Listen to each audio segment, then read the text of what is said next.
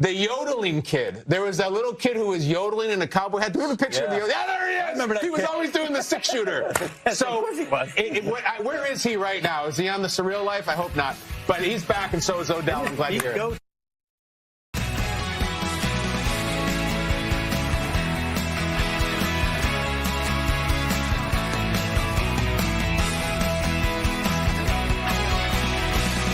Well, good morning to you. Welcome to the broadcast, and good to see you here on Fox 9 all day at 11. I'm Tom Butler. Hope you're seeing. Certainly, we had some really hot weather yesterday. With the certainly our temperatures were up there, about 108 when it comes to our heat index today. Keith is saying not nearly as bad as we get to the 90s, low 90s today. The humidity comes down, and thus the way it feels to us will be much lower. About 97 is where we top off. Still hot when it comes to how we feel when we're out in this kind of weather. We'll chat with Keith in just a little bit. Here is what's on tap for this hour coming up here on All Day. The Supreme Court handing down some major rulings, a couple that we'll be going into detail about, one with the birthright citizenship, the other on transgender girls in athletic sports in schools. The DOJ announcing charges against a Minnesota-based drug trafficking group, and we'll also have the latest on all of the wild World Cup action. I know you're watching too, now in the knockout rounds, and a couple of incredible matches yesterday that went to shootouts. We'll have more on all of that as we get excited about the U.S. taking on Bosnia-Herzegovina. That'll be tomorrow. First off, let's take a live look at the U.S. Supreme Court just handing down two landmark rulings. One big ruling covering transgender girls and women playing on athletic teams, and the other, the U.S. birthright citizenship. Both come on the cusp of the court's summer break. We know when it comes to the ruling with the Supreme Court upholding the state laws banning transgender girls and women from participating in school sports. You can see that as a win for the Trump administration. On the other hand, the birthright citizenship, that's something that the Supreme Court has upheld, something the Trump administration did not want to happen. The Trump administration seeing this as an invitation for illegal immigrants to come to the U.S. so their children can be instant citizens. Let's go to our good friend David Schultz. He is over at the Hamline University, political science professor. And David, these are huge rulings. Let's start. Get your opinion on the ruling from the Supreme Court when it comes to transgender girls and women, and the Supreme Court upholding the ruling that it's up to the states to decide. Yeah, I mean, so first off, the fact that it said it's up to the states to decide does not mean that this, I'll rephrase it here, does not affect the state of Minnesota, at least for now. The state of Minnesota does not ban transgender athletes, and so it's not going to change things in terms of the state of Minnesota. But what it does do is say that states, if they want to ban transgender male athletes from participating in women's sports, they may do so. And what the court said is that such a decision does not violate Title IX of the civil rights law, and Title IX was adopted to ban sex-based discrimination in schools. And so the court says here that if states want to ban transgender athletes in order to what? Protect or maintain the integrity of women's sports, they're well within their authority to be able to do so. And both sides, can they spin this, both sides, as a win for their side? How do you see this shaking out? Well, I mean, for the state of Minnesota, again, right now, it's I guess you can call it a win in the sense that the court didn't say that the Constitution requires that transgender male athletes be kept out of women's sports. I mean, it could have gone in a direction which I think the Trump administration wanted, to say that transgender athletes participating in women's sports either violates Title IX or violates the Constitution. So in that sense, one can argue it's a victory. But for people who are supporting transgender rights, it's clearly a loss. Right. It's a loss because They were hoping that this would be a case where what the court would say is that blanket prohibitions against transgender individuals violate the Constitution. And this is what the dissent argued. What the dissent said is that, and remember, keep in mind, I'm not a medical doctor, so if I misspeak here, remember that here. But what the court said is that, the dissent said, is that not all transgender athletes are equally situated. Some of them might have made their gender change before puberty, during puberty, or after, and that has different implications in terms of like hormones, bodily strength, and so forth. And therefore, what the court said is we should send this back to lower dissent. So we should send this back to lower courts, let them decide whether or not all transgender athletes are situated the same, and whether or not, again, a blanket prohibition violates the Equal Protection Clause. Then moving on, another big topic here from the U.S. Supreme Court and a ruling on birthright citizenship, something the Trump administration has seen as an invitation for illegal immigrants to come to the U.S. so their children can be instant citizens. But again, the Supreme Court upholding birthright citizenship. It did, and it did by a 6-3 vote. And what's even more significant here, I think, is the fact that it did it on constitutional grounds. And what the court did was to say, first, we need to understand the whole history of birthright citizenship. This was part of the 14th Amendment, part of a series of amendments that brought the sort of the constitutional end to slavery in America, and said that people who were formerly slaves are now entitled to full citizenship rights if they're born in the United States. So the court points to the plain text, points to the history, points to subsequent Supreme Court decisions reaffirming birthright citizenship, and says all of these come together, basically affirm the birthright citizenship. That's important because, based on constitutional grounds, the only way that you can overturn this opinion was be through a constitutional amendment, which would be very, very difficult to do. And so this is pretty significant in terms of what it does. And Justice Roberts, in his majority opinion, basically says that birthright citizenship is part of what the promise of American democracy. It's about how citizenship is the basic right that's the foundation of all other rights. So it's a pretty significant case. And for many Minnesotans, as we know, we have a large immigrant population in Minnesota. For many of the Minnesotans who are immigrants here, this should come as welcome news for them. David, were you surprised at all by either of these rulings, and what's your takeaway from both? Not surprised by either of them at this point. I was pretty much expecting the court to say that states could ban transgender athletes, pretty much expecting the court to say that it's going to reaffirm birthright citizenship. I think what the bigger takeaway is, how you look at it here, is that, at least with the birthright citizenship case, this is a big loss for Donald Trump, who really staked a lot on this. And there were, I think, a total of 7 cases before the Supreme Court this term that Donald Trump was basically involved in or had a lot of interest in. He lost, I think, of those 7 cases, I think he lost 5 of them. I think he lost 4 or 5 of them. So I think he lost 5 of them at this point. And so he did not do as well before the court as many people thought, even though this is a court that many people thought was very sympathetic to him. Right. All right. So we'll see how it gets spun. It always does. But the rulings have come down, and they are certainly landmark. That is for sure. That is our friend David Schultz from Hamline University, political science professor. David, thanks so much for joining us. Anything you wanted to add before we say goodbye? I think the last thing at this point, we're good. We're good. Okay. Well, okay, we're good. Yeah. Well, we appreciate the time, and we'll chat again soon, I'm sure. David Schultz from Hamline University. Thank you, David. Sure. Bye. Next hour, we're speaking to immigration attorney Michael Davis about the latest on this ruling. So stay tuned for that right here on All Day.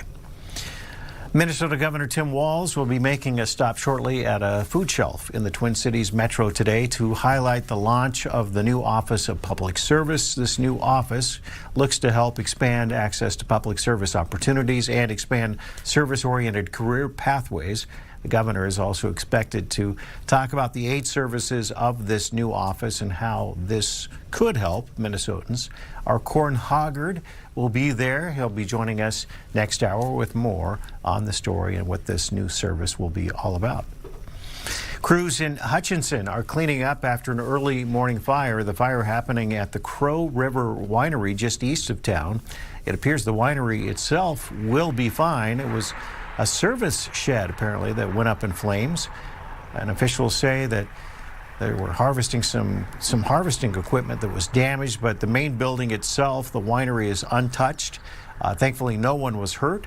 We're told the fire started just after 2 in the morning, and it took around 4 hours to get it under control. You can see it's a pretty good-sized building that went up in flames. In fact, it took the work of 7 different fire departments to put out the flames. No word yet on what sparked the fire, but we know the state fire marshal is now investigating.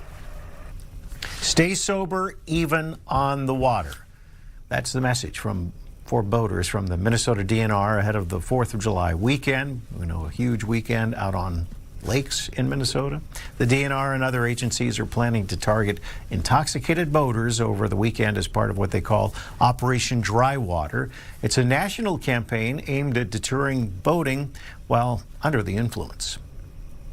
We're all law enforcement, so we operate just like they do out on the road, you know, the towards zero deaths philosophy, and one is too many. But we try to decrease and keep it at the lowest number possible, and that's what Operation Dry Water is about. That heightened awareness, high visibility patrols out on the water to decrease the public's notion that boating and operating a boat while impaired is a generalized positive activity, and that definitely is not the case.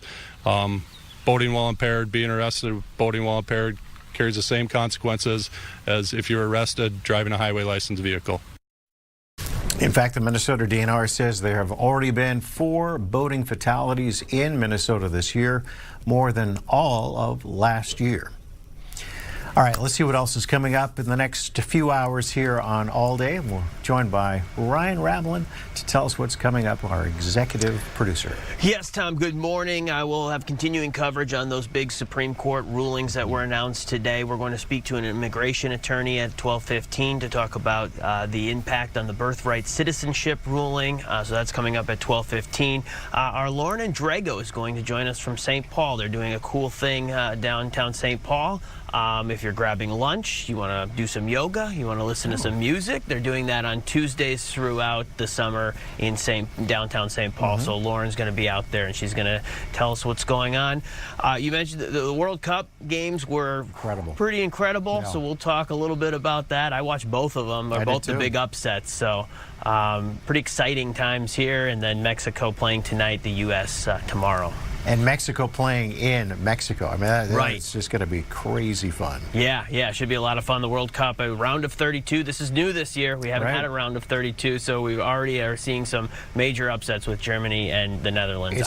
So far, it's lived up to its new billing, that's for sure. Yeah. One more thing, Tom. We're talking mosquitoes at 1:30. We have the mosquito control group is going to come in and talk about there were some mosquitoes tested positive for West Nile, but we're going to talk about what that means and put into some context about that. Have you had a mosquito bite yet this season, I Ryan? don't know if I have. For some reason, they kind of avoid me a little bit. Good. I know. It's kind of like a secret power I have. So, yeah, we're good so far. Yeah. That's good to hear. All right.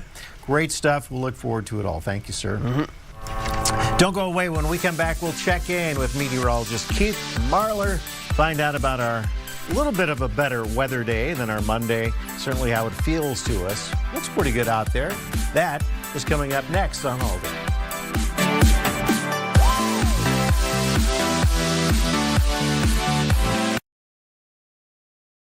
Thank you.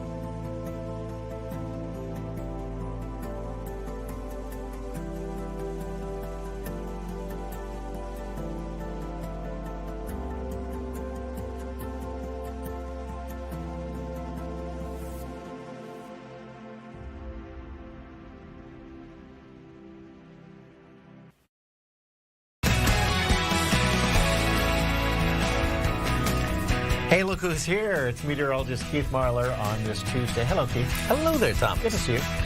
We missed you this morning on the Fox 9 Morning News, but we know you pulled a long shift yesterday with our severe weather that we had going on. Decent amount of rain. Oh, yeah. The heat, the heat index was triple digits. We know that. Yes, officially the airport registered at 106. I did see some pings with rounding errors. Yeah. I guess you got to put in rounding errors, but I saw some unofficial 108s. 108s. From some math rounding. Sure. But it gets a little hazy there. But yeah, there was all sorts of. I will say the one thing that helped was a little bit of the cloud cover. Oh yeah, When I went out to water the flowers, Yes. because they were like, But I'm parched. the air is thick. The air was and thick. It's sauna-like. Yes. Especially since we're not acclimated to it. So even though technically today's humid, yes, it's not that bad. it's not. Now, granted, it helps that in the metro, our dew point has fallen into the mid-60s. Right. But the dew points are waiting. They're lurking. Thomas, they're ready to pounce. Like a puma.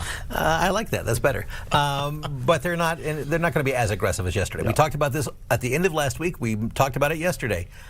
Yesterday was the worst of it all. Everything else is really not piece of cake land. We're going to ride that train here and there. We do have a heat advisory in place for the day today. As our little weather cycles back around, we'll get, temperatures outside right now. There it is, the very beginning of my little cycle we'll talk about. Are in the 80s. I mean, we're 84 degrees outside right now here in the metro. 84 in North Branch, 83 for you in Osceola. Widespread upper 70s to mid 80s for temperatures. And our dew points in the metro are in the mid 60s, but dew points just south of town are still in the 70s. And we're going to see those dew points slowly creep back to around maybe 68, 69, teasing 70 today. So certainly becoming a little stickier and steamier and flirting with tropical by the end of the afternoon. Even northern Minnesota, upper 70s and lower 80s, but your dew points are a little bit more contained overall. Now, we did have, of course, our rain and storms from this morning. Those exited the region in southeastern Minnesota as a whole, leaving us with a swath of moisture. So because we're right on the edge of that humidity and dancing back into it with highs in the 90s, we're going to feel like we're around 97 this afternoon. So that puts us in a heat advisory criteria for the day with a heat warning in far southeastern Minnesota. A few isolated rumbles are lingering down in southeastern parts of Minnesota here and there, and we'll still fire off a couple of isolated rumbles for the day today, but the watch has been canceled for the south. You can see it deeper into Wisconsin, though. That goes until 2 p.m. That little isolated storm is kind of parallel with Interstate 90 down in far southeastern Minnesota. It's down on the other side of Rochester. Very, very pocket-sized, but it's barely hanging on to any thunder and really falling apart. I would give it another half hour, and a lot of that energy will either be dissipated entirely or moving out of Minnesota as a whole. As the day wears on, plenty of just hazy sunshine. The humidity continues to build, caught up in that southwestern flow. We'll fire off a couple of isolated, stronger storms, maybe pocket-sized this evening in southeastern Minnesota. Most of us won't even know they're there. Just a hazy, hot, and muggy afternoon with dew points in the upper 60s to near 70 and highs in the low 90s and a heat index around 97. We'll call it 92 today with hot with those hazy bits of sunshine. Humid, but not as oppressive as yesterday. And that's the key. Not as oppressive. Heat advisory in place for the day today. Overnight tonight, we'll dip down to the mid 70s. Patchy cloud cover, I guess I should say, through the night. But very stuffy, very sticky through the night as those dew points will remain in the upper 60s and right around 70. With that temperature, we'll stay with a saturated atmosphere with a light breeze. We'll end up with a few thunderstorms that start to roll our way out of the southwest near or around sunrise for tomorrow. And that's going to turn into our unsettled Wednesday. We'll probably end up bookending some storms. We might scuttle the middle here and there, but think of it this way. Just think of a thick and steamy atmosphere. Partly sunny sky, but the air remains thick for the day, almost not quite as sauna-like as yesterday, but high around 87, which helps us. But just chances for some early morning rumbles and, again, some late-day rumbles. Any rumble chance tomorrow just exists with this omnipresent level 2 risk for severe weather. Hail and wind will be the key threats with any of those storms in the morning and again toward the back part of the day. But the bulk of the day is just thick. With highs in the 80s and a heat index that teases the lower 90s. Okay. And even though the 7-day forecast will ride with some upper 80s and to near 90-degree readings, the heat index every day will kind of ride in this static low 90s vibe for the rest of the week and into your holiday Saturday. But more dew points, upper 60s, maybe low 70s? Riding the, I would say if you wanted an average dew point for the week, keep it at 70. It'll ride into the 60s, yes, but you're just as likely to be 67 as you are to be 72. So I guess that would be a 69.5. There. Does that make us feel better? It does. All right, very good. Great math. Yeah. Thank you, Keith. Yeah. We're going to take a quick break, and we'll be right back here on All Day.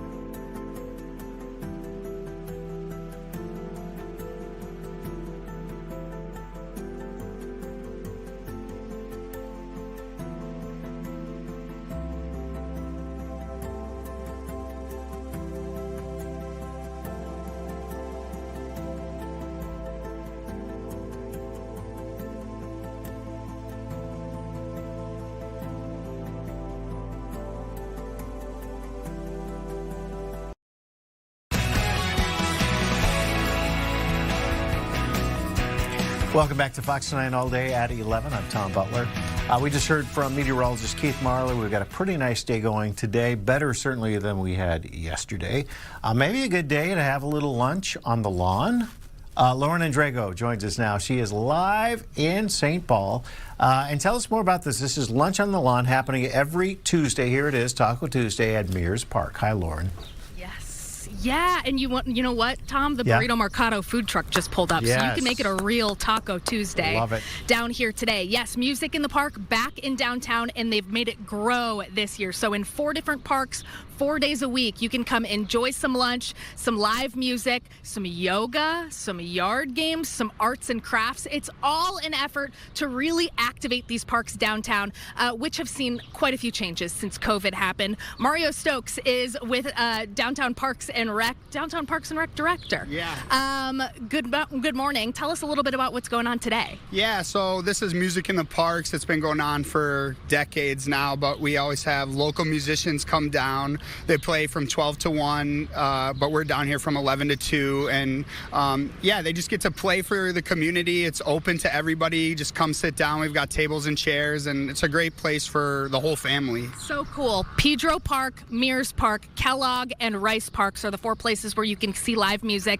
every day throughout the summer. But you've got a lot of other programming and events that people can get in on, too. Can you tell us about some of those? Yeah, 100%. So, of course, the lunchtime series, and we're really happy with that. And there's local food trucks, and we support the local businesses with like 10-minute or less grab-and-go menus. But we have Yappy Hours at Kellogg Mall Park where you can bring your dog, and we partner with like Lost Fox or Gambit Brewing. And it's just like a nice place where a community can get together, and we're really excited to be a part of it. So cool. Tell me a little bit about why now is the time to get up and running, and some of the other factors that have played into us, now fully utilizing these parks this summer.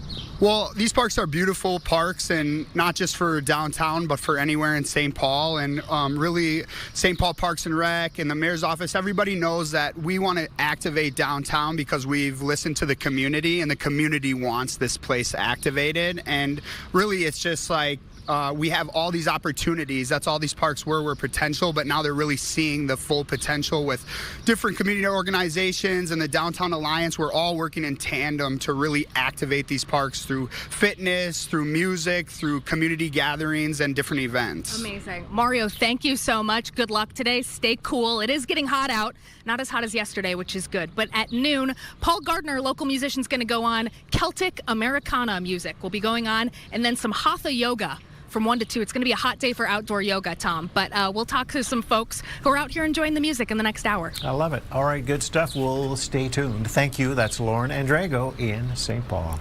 Thank you, Lauren. Coming up next, we'll be going to a Department of Justice news conference mounting charges against multiple defendants involved in drug trafficking, Minnesota-based. That's coming up right after the break.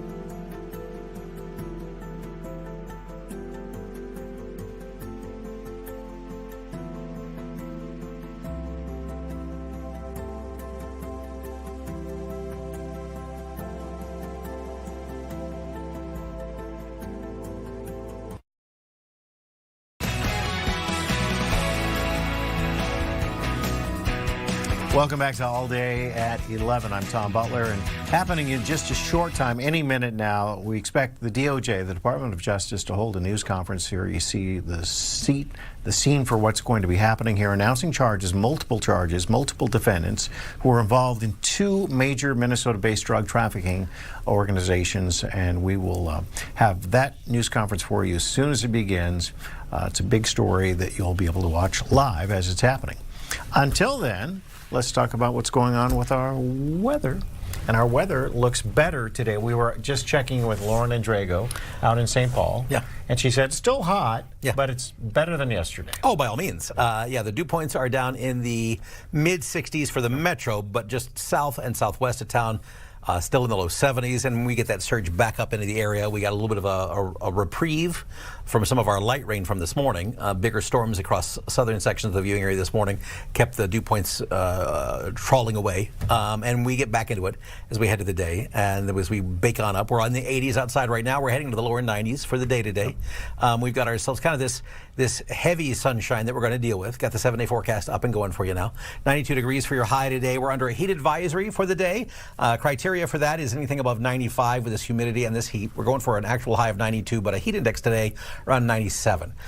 There could be heat indices in southern and southeastern Minnesota closer to 100, and so there is an extreme heat warning for extreme southeastern Minnesota, down near Rochester and down near La Crosse. On the Wisconsin side, you're under an extreme heat warning for the day, but you're going to be right borderline on the criteria for that. But we're under a heat advisory, not a surprise. It's just mainly for the southeastern quadrant of the state, down Interstate 35 south and east of areas of the metro area. I'll show you that picture again. If I revisit you at 11:45, I'll show you. Otherwise, I'll show you coming up in Fox 9 all day. Hazy sunshine for the rest of the afternoon primarily. Now, late tonight will stay stuffy, that's for sure, as the dew points stay in the upper 60s to near 70, and the temperature hangs out around 70. And then we'll book in tomorrow with some storm chances. A surge of more humidity comes up our way. An extra cloud cover will keep us in the mid to upper 80s, which is still above average, but dew points will hang in the low 70s for our first day of July. It'll be a thick atmosphere tomorrow. It'll pop up some storms in the morning, and then we'll refire perhaps some unsettled storms toward the back part of the day, maybe even near sunset or beyond. Any storm that fires tomorrow, whether it be in the morning or whether it be in the evening, is running this just generic low-end, low-key, level 2 risk for severe weather. And we're going to end up with this generic level 1 to level 2 risk for severe weather with any storms that fire in general this week.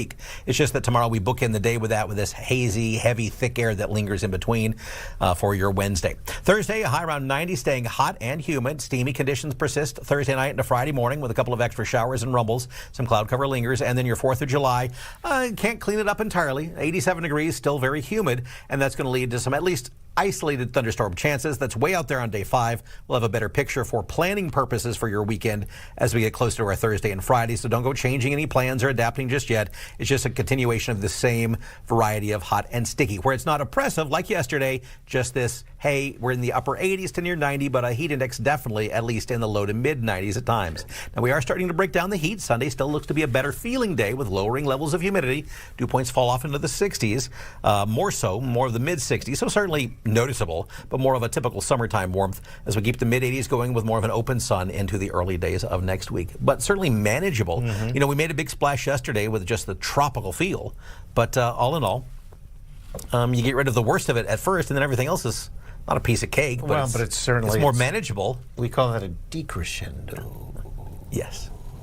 The rain that we saw, of course, I just washed my car, of course. Yeah. So the rain we saw, not much this morning that we had overnight? No, most folks stayed in the metro is light to moderate. Most folks stayed in the quarter-inch or less department around the Twin Cities. Nothing like what we had with some of our rains from yesterday. We had like an inch for some people. From yesterday? Yeah. Yeah, officially the airport received nothing yesterday. From rain yesterday. Yeah, and then of course we picked up over an inch as we went on into our Sunday, and some of the heavier rains then. Yeah. Our heat indices yesterday popped between 105 and 110 around the Twin Cities and our southern viewing area as a whole. But yeah, we can talk about some of those max heat indices into the noon hour too. I can show you some of that stuff, and that's all available on Fox Local. So you got that posted there too. Of course. Thanks for the information, as always. We're going to take a quick break. When we come back, we'll hopefully get to this news conference we're expecting any minute now from the DOJ announcing some big charges here locally. We'll be right back.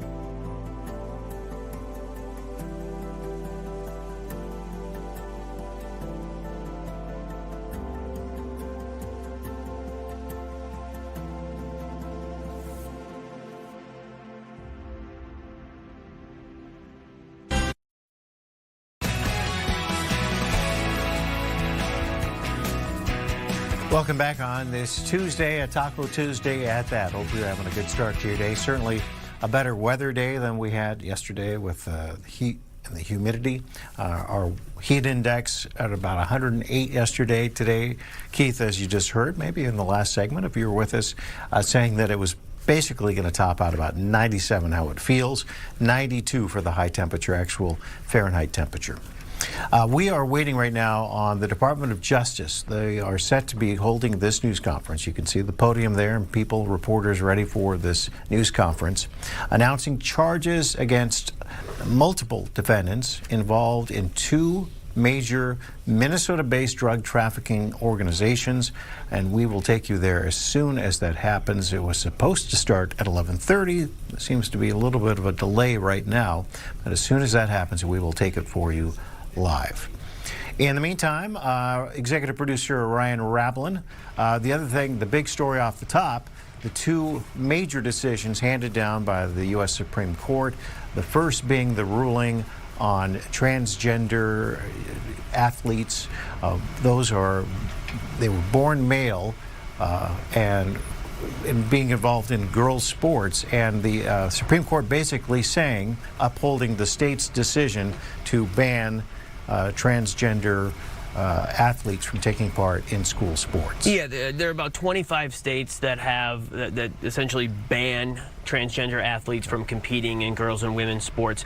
Minnesota is not among those states, but what the court said is the court is saying that those states do have the right to do that. They're basically leaving it up to the states to decide. So as far as things go here in Minnesota, we do not have any rules that prohibit transgender athletes from competing in girls and women's sports, so there is no impact to us here.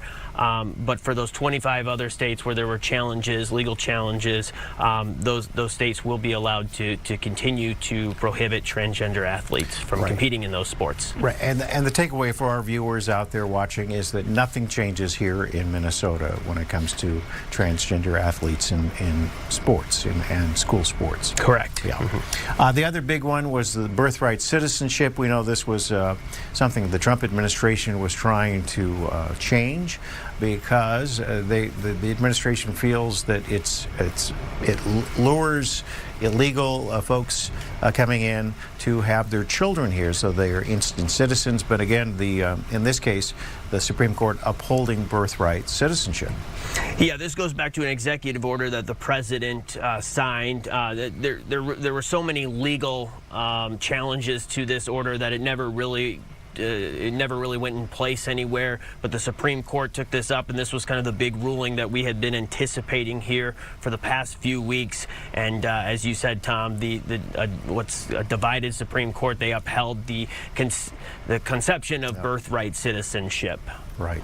I believe it was a 6-3 vote, and something in the Trump administration, we don't know how they're going to be able to spin this, but it's certainly, you have to look at this as this is a blow to the Trump administration. Absolutely. This is one thing, and we saw when arguments were being made in court, the president himself attended some of those arguments and was in attendance for that, which was very rare to see a sitting president attend a Supreme Court arguments on this. And it was just kind of a sign that the president, that this was something that was important to him, to his administration and his supporters. But now we finally now here in June, late June, get the ruling from the Supreme Court on that. We spoke earlier with the political science professor who's always gracious enough to chat with us from Hamline University, David Schultz.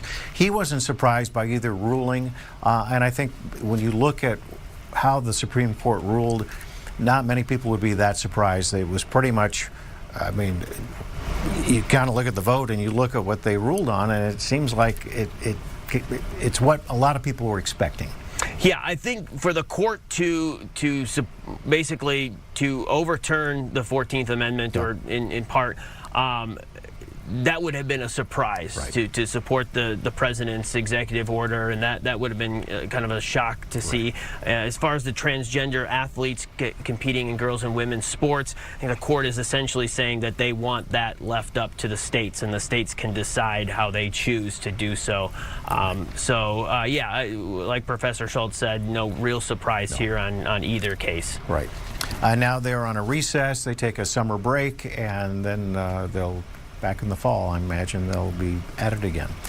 What do we have coming up still here? Well, we're still waiting for that press conference to begin from U.S. Attorney Daniel Rosen. He is going to update us on a couple of drug trafficking cases where the DOJ is expected to announce some charges in those cases. That was set to begin at 11:30, but Tom, you know how some of these things go, right? The wheels churn a little slower sometimes. A little bit, you know. Everyone's trying to get maybe a quick lunch in or whatever is the holdup. So I got eyes on that. We're keeping an eye on that as well. In regards to the rulings that we just talked about, we're going to speak with an immigration attorney at about 12:15, who will talk about what the impact to that. Again, the ruling itself didn't really change anything, but still this was something that immigrant families had.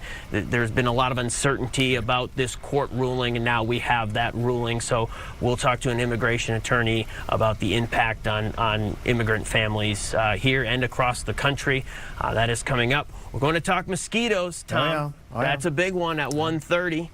Mosquito control? Yep. So they, as they always do, test and samples, and they did find some cases of the West Nile virus, but there's no alarm for that. I think that is fairly typical to see at least some of those cases pop up. In this case, it was in 3 metro counties.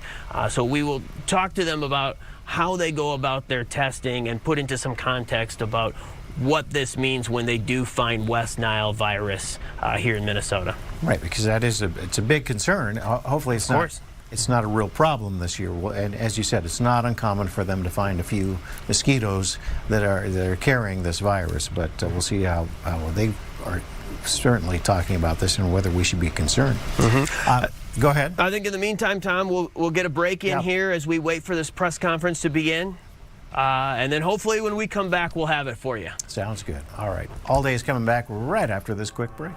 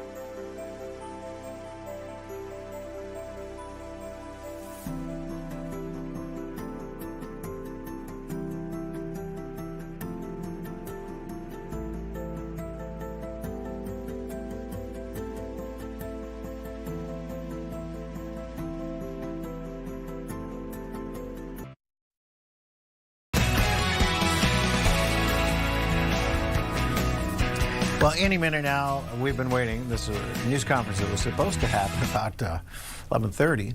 The Department of Justice will be holding a news conference after announcing charges against multiple defendants involved in two major Minnesota-based drug trafficking organizations.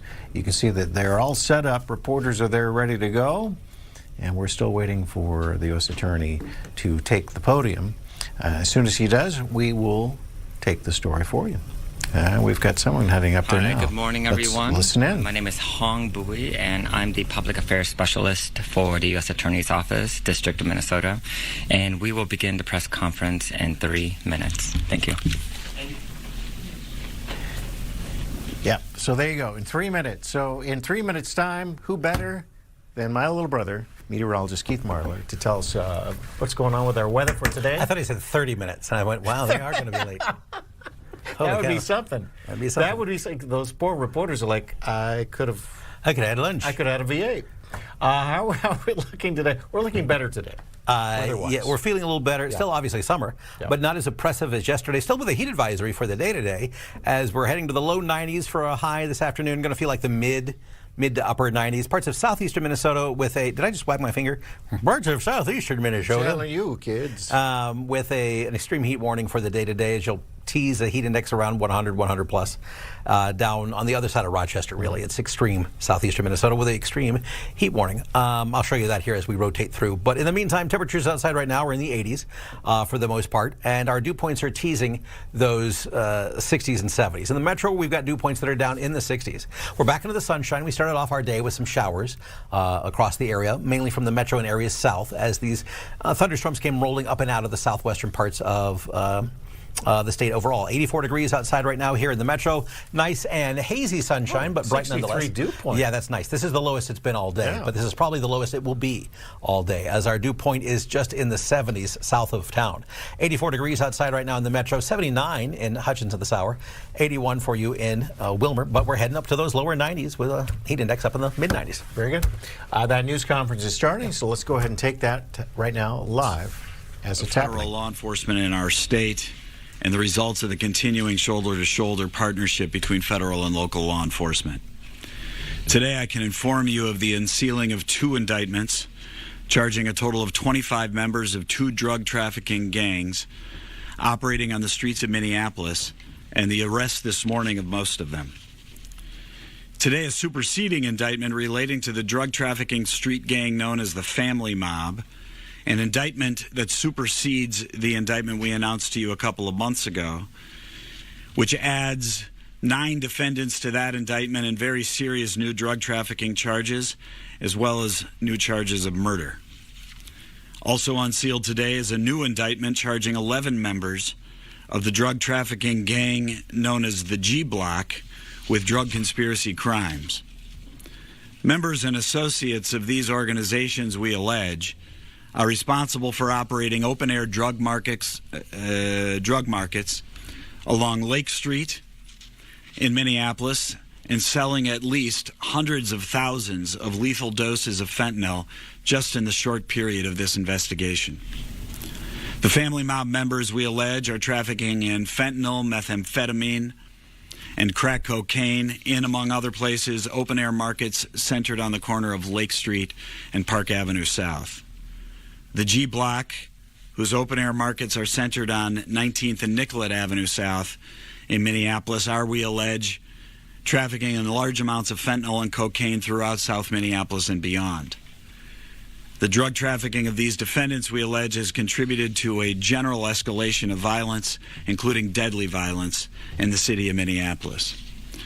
Today's arrest would not be possible without the continuing shoulder-to-shoulder partnership between federal and state law enforcement in this state, and I want to express my thanks to FBI Minneapolis Field Office Special Agent in Charge Chris Dotson, DEA Assistant Special Agent in Charge of the Minneapolis-St. Paul District Office Raphael Mattei, Minneapolis Police Department Chief of Police Bill Peterson, and Hennepin County Sheriff Dewana Witt.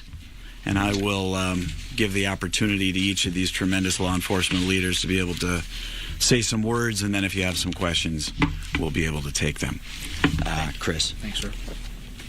Good afternoon. My name is Christopher Dotson. That's D-O-T-S-O-N. I'm the special agent in charge of the FBI's Minneapolis field office.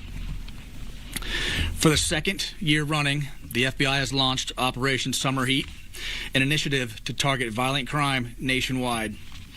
And to that end, as we said we would, the FBI, with our partners, are restoring safety in communities across the Twin Cities and across the country by surging resources alongside federal, state, and local partners like the colleagues who I stand with today. We are executing federal warrants on violent criminals and fugitives and dismantling violent gangs nationwide.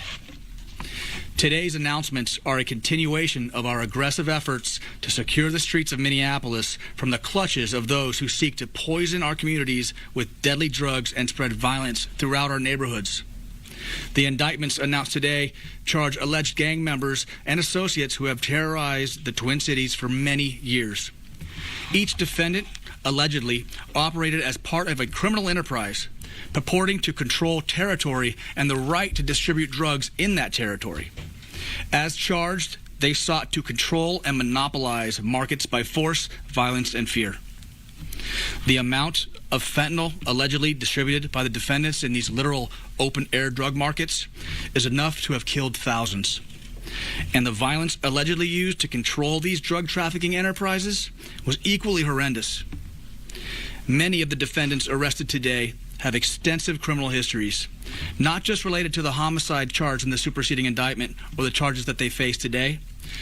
And for that reason, we solicited the help of FBI SWAT teams from across the nation, the DEA SWAT teams, Minneapolis Police Department SWAT, and Hennepin County Sheriff SWAT. The defendants in these cases come from different gangs, but my message to them and anyone seeking to replace them is the same. Our streets are not your territory. They are part of a community, and they connect loved ones. These streets belong to the families and good citizens that make up our neighborhoods, and the FBI and our partners pledge to continue to ensure the safety of these streets by bringing anyone spreading poison and violence to our neighborhoods to justice. During today's operation, 12 of the defendants were arrested, and several more, already in state custody, will be transferred to federal facilities soon. But we're still looking for somebody. If we have it on the screen, we'd like to pull up a picture of Fronta Lontrell Miller. I think that should get you there. Fronta Lontrell Miller, age 50, of Minneapolis, is charged with conspiracy to distribute controlled substances in furtherance of his gang's criminal enterprise. If you have information on Miller's whereabouts, please call 1-800-CALL-FBI or report it to tips.fbi.gov, and you can remain anonymous. I want to acknowledge that these indictments would not have been possible without the shoulder-to-shoulder partnership of the Minneapolis Police Department, the Hennepin County Sheriff's Office, the DEA, and of course, the United States Attorney's Office, who will be prosecuting these matters. I extend the FBI's gratitude to Interim Chief Peterson and Sheriff Witt for their exceptional work and the work put in by their investigators, officers, and analysts. And with that, I'll hand it over to DEA. Good afternoon, everybody. I'm Rafi Matei, the Assistant Special Agent in charge for DEA here. Today, DEA and our law enforcement partners at the state, local... And we've been listening to this news conference, the DOJ announcing multiple charges against defendants involved in two major Minnesota-based drug trafficking organizations. We're talking dozens of people taken off the streets. You can continue to watch this on Fox Local. Fox All Day will continue right after the break. I'll see you again tomorrow. Have a great day.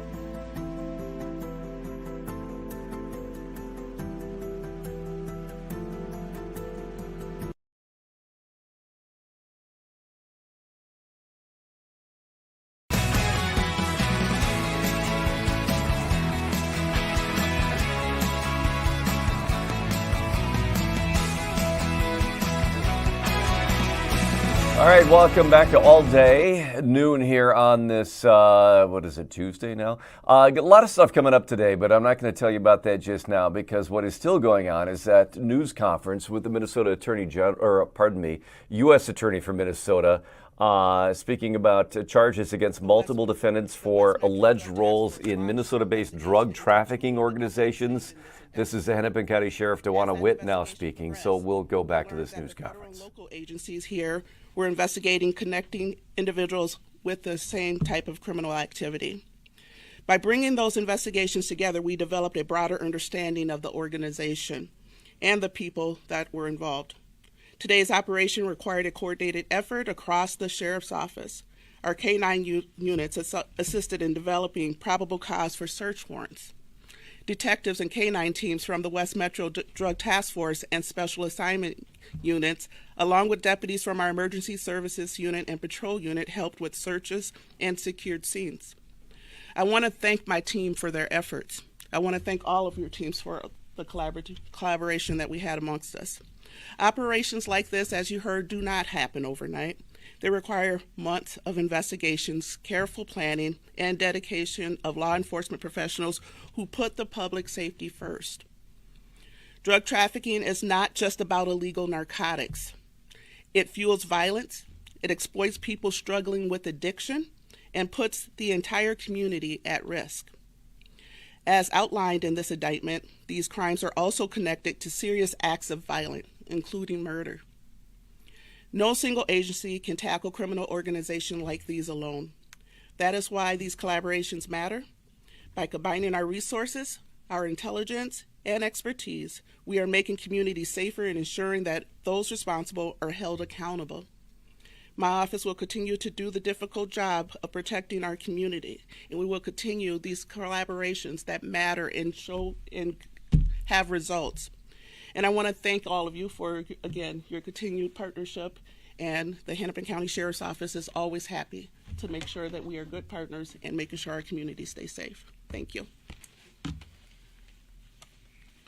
Well, thank you all, and if a few of you have questions, we can probably take a few. Lou? Actually, let me, but although I know I just called on Lou by name, so that I'm not put on the spot with having to remember everybody's names. If you could just tell me again your name and the organization you're with, I'd appreciate it. But Lou Raguse, Care 11. Yep, thank you. And whoever's best to answer, I don't mind who answers it, but just That's more fine. about these gangs in particular, because we haven't necessarily heard about the G Block before. Were these two gangs like warring with each other or operating in parallel in the city? I think I'm going to leave that. Is that Chris or Rafi? Which one of you want to field that one? Take a stab at that one. So these gangs were not working in concert, but in parallel. Okay. Yeah. And then also then, can you describe this number of arrests? Does that significantly dismantle these particular gangs? Like, you know, we know like the Bloods are much bigger, and so 25 arrests might not like take them down, but what do these arrests do to these particular gangs? I think with a number of arrests, it's more about the quality of the arrestee, so the position of the person arrested, so their place in the hierarchy and chain of command of that gang. Taking out the head of the snake, ideally, would disable and dismantle that gang. And that's what you did? And so we were targeting some of the worst offenders of these gangs. Thank you. Well, one second. I'm not sure any of us actually got down to a couple of important numbers. The superseding indictment relating to the family mob added 9 defendants today. The original indictment had 5, and today's superseding indictment, or what's being unsealed today, adds another 9 defendants to that. Yes, sir. Yes. Can you tell us about was it one or how many homicides are being charged here? Can you tell us a little more about those who were victims? 1 homicide, 2 individuals, and Matt, I'm going to refer you to the language of the indictment itself with regard to any details there. I don't want to go beyond the 4 corners of the indictment today. But 1 indictment, 2 individuals, 1 murder, 2 individuals charged with that murder. Yes, sir. Jason Ranchel, WCCO TV. Yeah, Jason. Tied it all to the June raid along Lake January of last year? Last year was before I came in, so yeah, go ahead. Simply put, no. This is just another idea of a group of people that are trafficking through our neighborhoods, but it is not related to what happened on Bloomington and Lake, I'm assuming is what you're referring to. No. And none of the other 7 search warrants that were executed that same day, nothing to do with any of those? This is not related. This is a completely different investigation. Thank you. Yes. What about, you mentioned the impact of the gangs, what about the impact on fentanyl? And does that last, or are we sort of waiting for the next group to show up? You know, Karen, people have been standing up here for years, for decades, announcing indictments, announcing arrests, announcing convictions of major players in drug trafficking organizations, whether it be crack cocaine and methamphetamine, and now fentanyl is prevalent. And so I'm not going to stand here and pretend to tell you that we are solving Minnesota's fentanyl problem.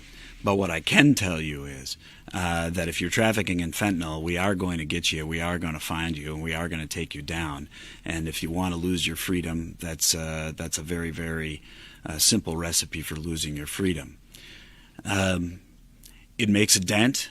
I think it particularly makes an important dent in the environment on Lake Street in Minneapolis, which is plagued by these open-air drug markets. Hopefully now people who would otherwise participate in these open-air markets will be deterred from doing so. But the battle on drugs is a battle that's going to long outlast my time as U.S. Attorney. Lou. Regarding the charges, are these RICO cases? They are not. Okay. But the, so what, can you just, yeah, you don't need to list them all, but what kind of charges are we looking at here? Like what kind of penalties would these guys get if they're found guilty? Okay, penalties, well, the penalties are actually very significant, but honestly, I don't have that in detail for you, Lou, but we absolutely, I think we can provide that to you. I want to refer you, as far as what the specifics of the charges are, they're all laid out in excruciating depth in the indictment, to the extent that there are likely penalties if they're convicted. We'll have to provide that to you later. Yes, sir. Yes, sir. Ben Henry, 5 Eyewitness News. Mr. Rosen, how would you describe the impact this has on these two gangs in regards to their operation? Very significant. All right, guys. Thank you very, very much for coming. I appreciate it. All right, that has been a news conference here now just ending. It started a little less than half an hour ago. It was scheduled for 11:30. It ran late. U.S. Attorney for Minnesota Daniel Rosen, along with DEA, FBI, the interim Minneapolis Police Chief, the Hennepin County Sheriff, announcing arrests and charges against 25 people in connection with Minnesota-based drug trafficking organizations. Haven't seen the entirety of the criminal complaints as of yet. They are out, and I'm looking for those. But major indictments here regarding 2 drug trafficking organizations in Minnesota against 25 people. That does it for now, but we are going to take a quick break right now. A lot more to come here on All Day Live. Talking about some storm damage up north. What's the weather going to do for the rest of the week into the July 4th weekend? Major decisions from the U.S. Supreme Court today. One of them about birthright citizenship. We'll talk to an immigration attorney about that. Much more to come on All Day Live.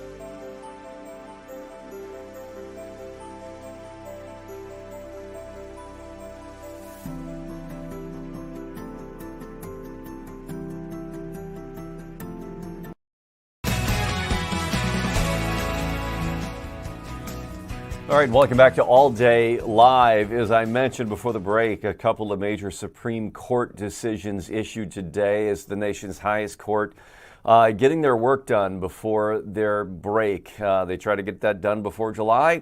July is tomorrow, so they're doing it. One of the most watched court cases, the court has upheld birthright citizenship. You'll recall President Trump, when he resumed office, one of the first executive orders he signed was to try to revoke birthright citizenship for those who are here either temporarily or illegally. If they have a child here, that birthright citizenship would not be automatically applied.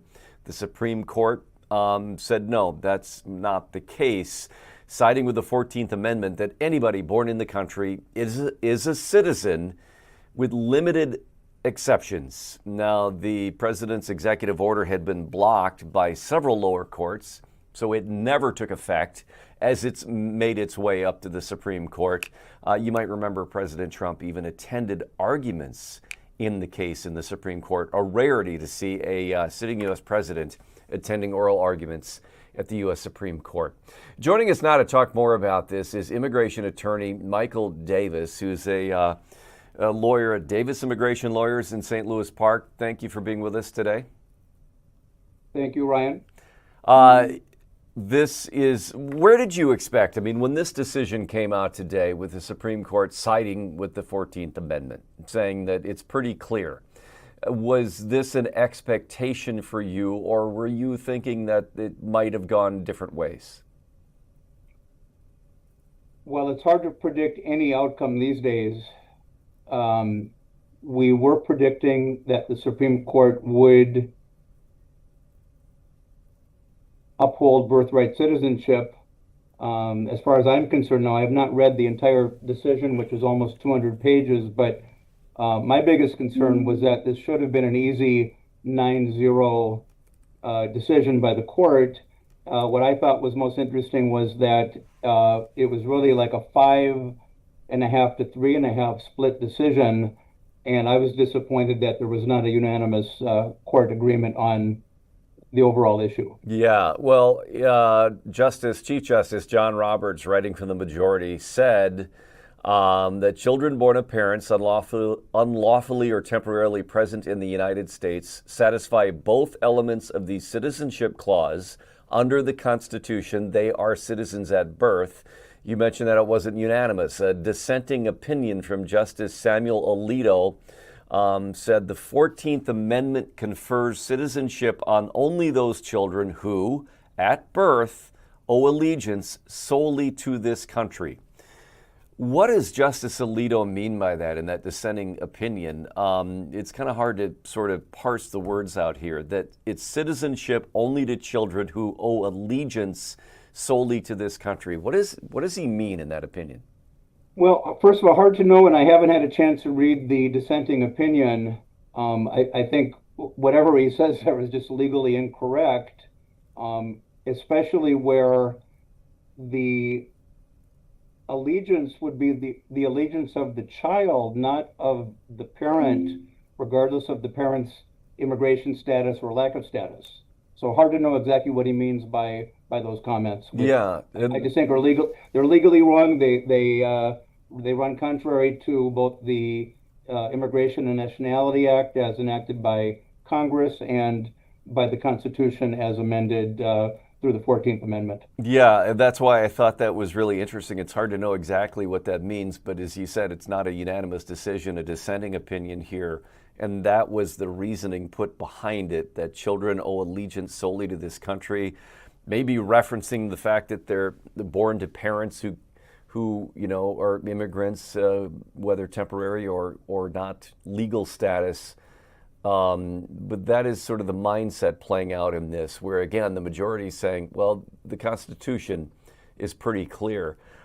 President Trump, in a social media post responding to this, called it something that it could easily make up for in Congress through legislation, and that no long and unwieldy constitutional amendment is necessary. So the president is saying that he can challenge this through Congress.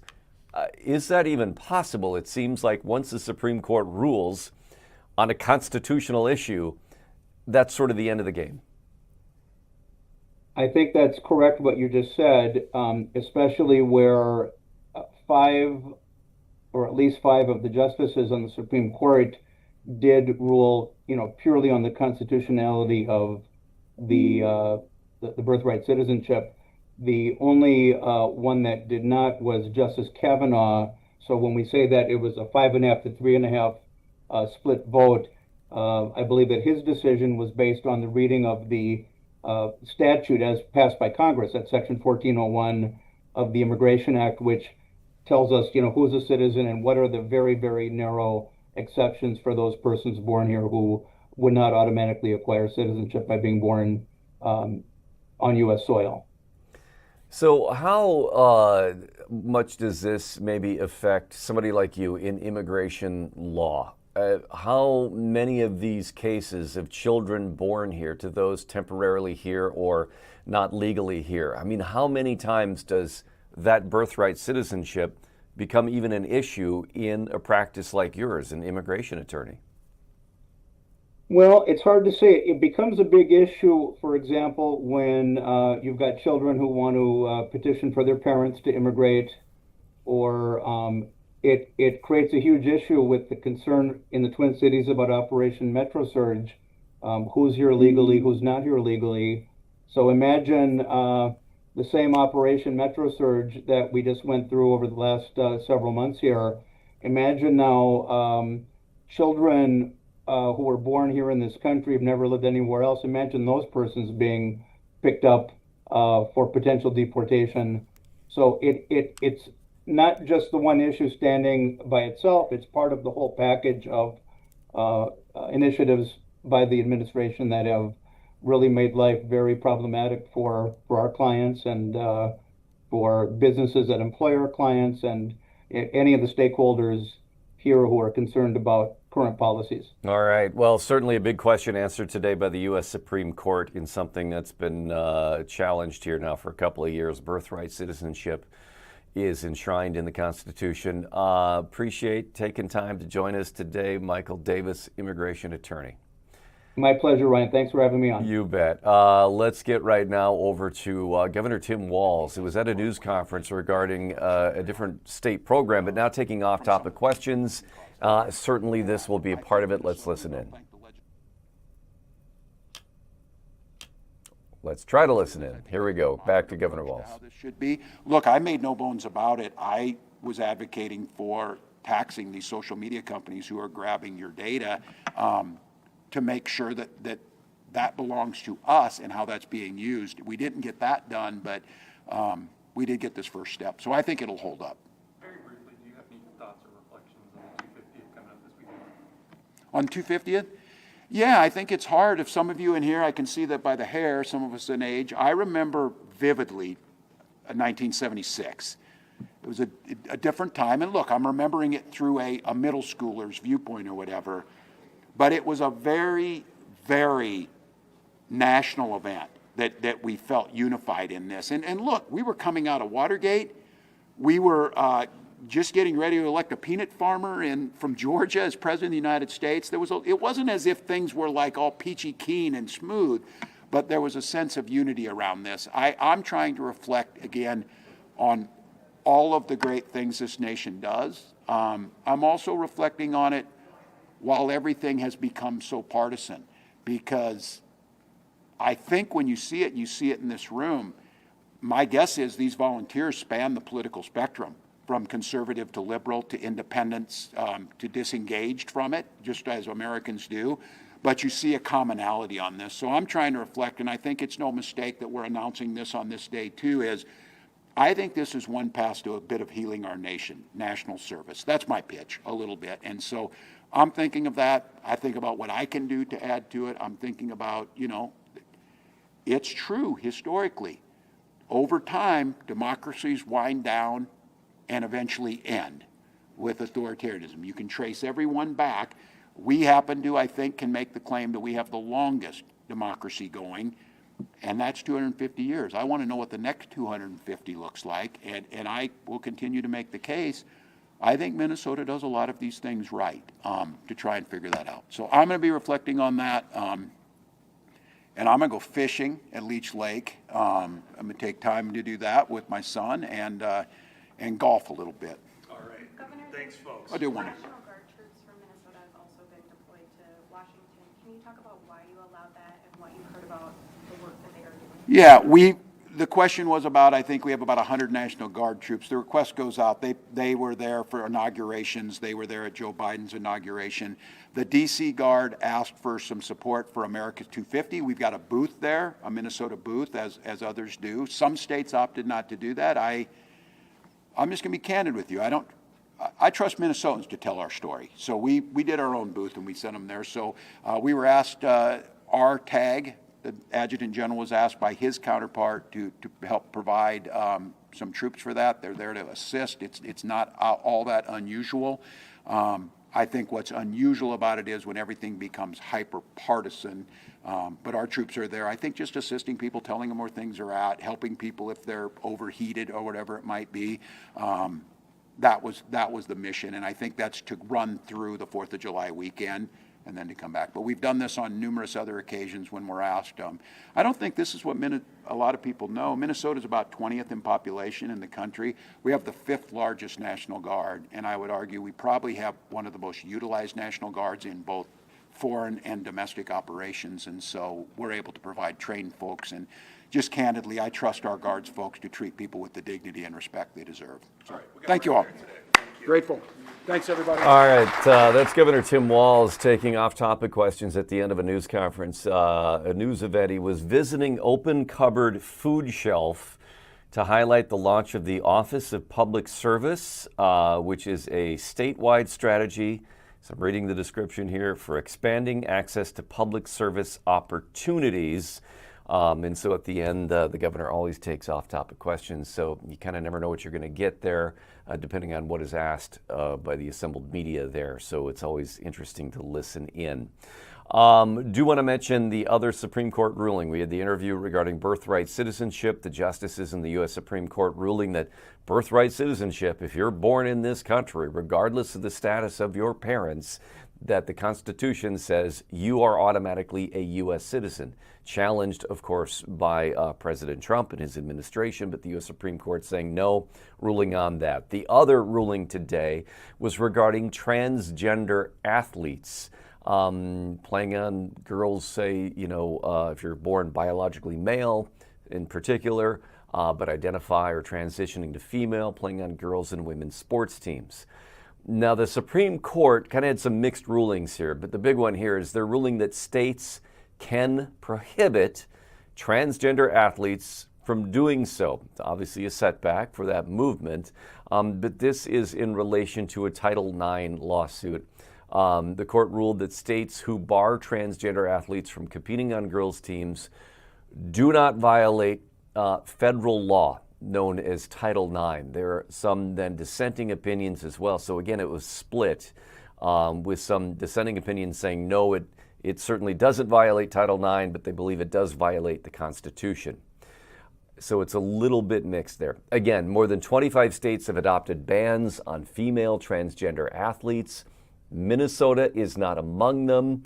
Today's ruling from the court doesn't change anything here, as Minnesota does allow transgender athletes to compete in girls and women's sports. So again, this is not saying that there is a new federally applicable law. The U.S. Supreme Court just saying states are allowed to impose these bans. I got to take a break here, but throughout the show today, we are trying to get your feedback, your questions. Our senior producer, Amber Milner, Amber, often in the booth. Well, today's a big milestone for her. It was a year ago today when she had mastectomies, which means today is really 1 year of being cancer-free. This is when the clock starts, once the, you go through chemotherapy, other treatments, radiation, but when the operation that removes what remains of the tumor, sometimes there's nothing that remains, but that operation then is considered the start date of no evidence of disease. Cancer has touched a lot of lives, including mine. My wife is dealing with, she went through breast cancer, now dealing with metastatic breast cancer in her bones. Pretty tough. If you want to ask Amber, though, a question about her journey so far in being 1 year of cancer-free, you can email us right here, all day at fox.com. If you're watching on YouTube, join the chat. You can drop in a question for Amber. She'll be with us at about 1:45. A little bit of an Ask Me Anything from Amber Milner about her cancer journey. Time to take a break. When we come back, got to talk about the weather a little bit. Certainly some rough weather yesterday, some warmer weather, humid weather. And we're going to talk to Lauren Andrago, who's enjoying the weather in downtown St. Paul. That and more when we come back.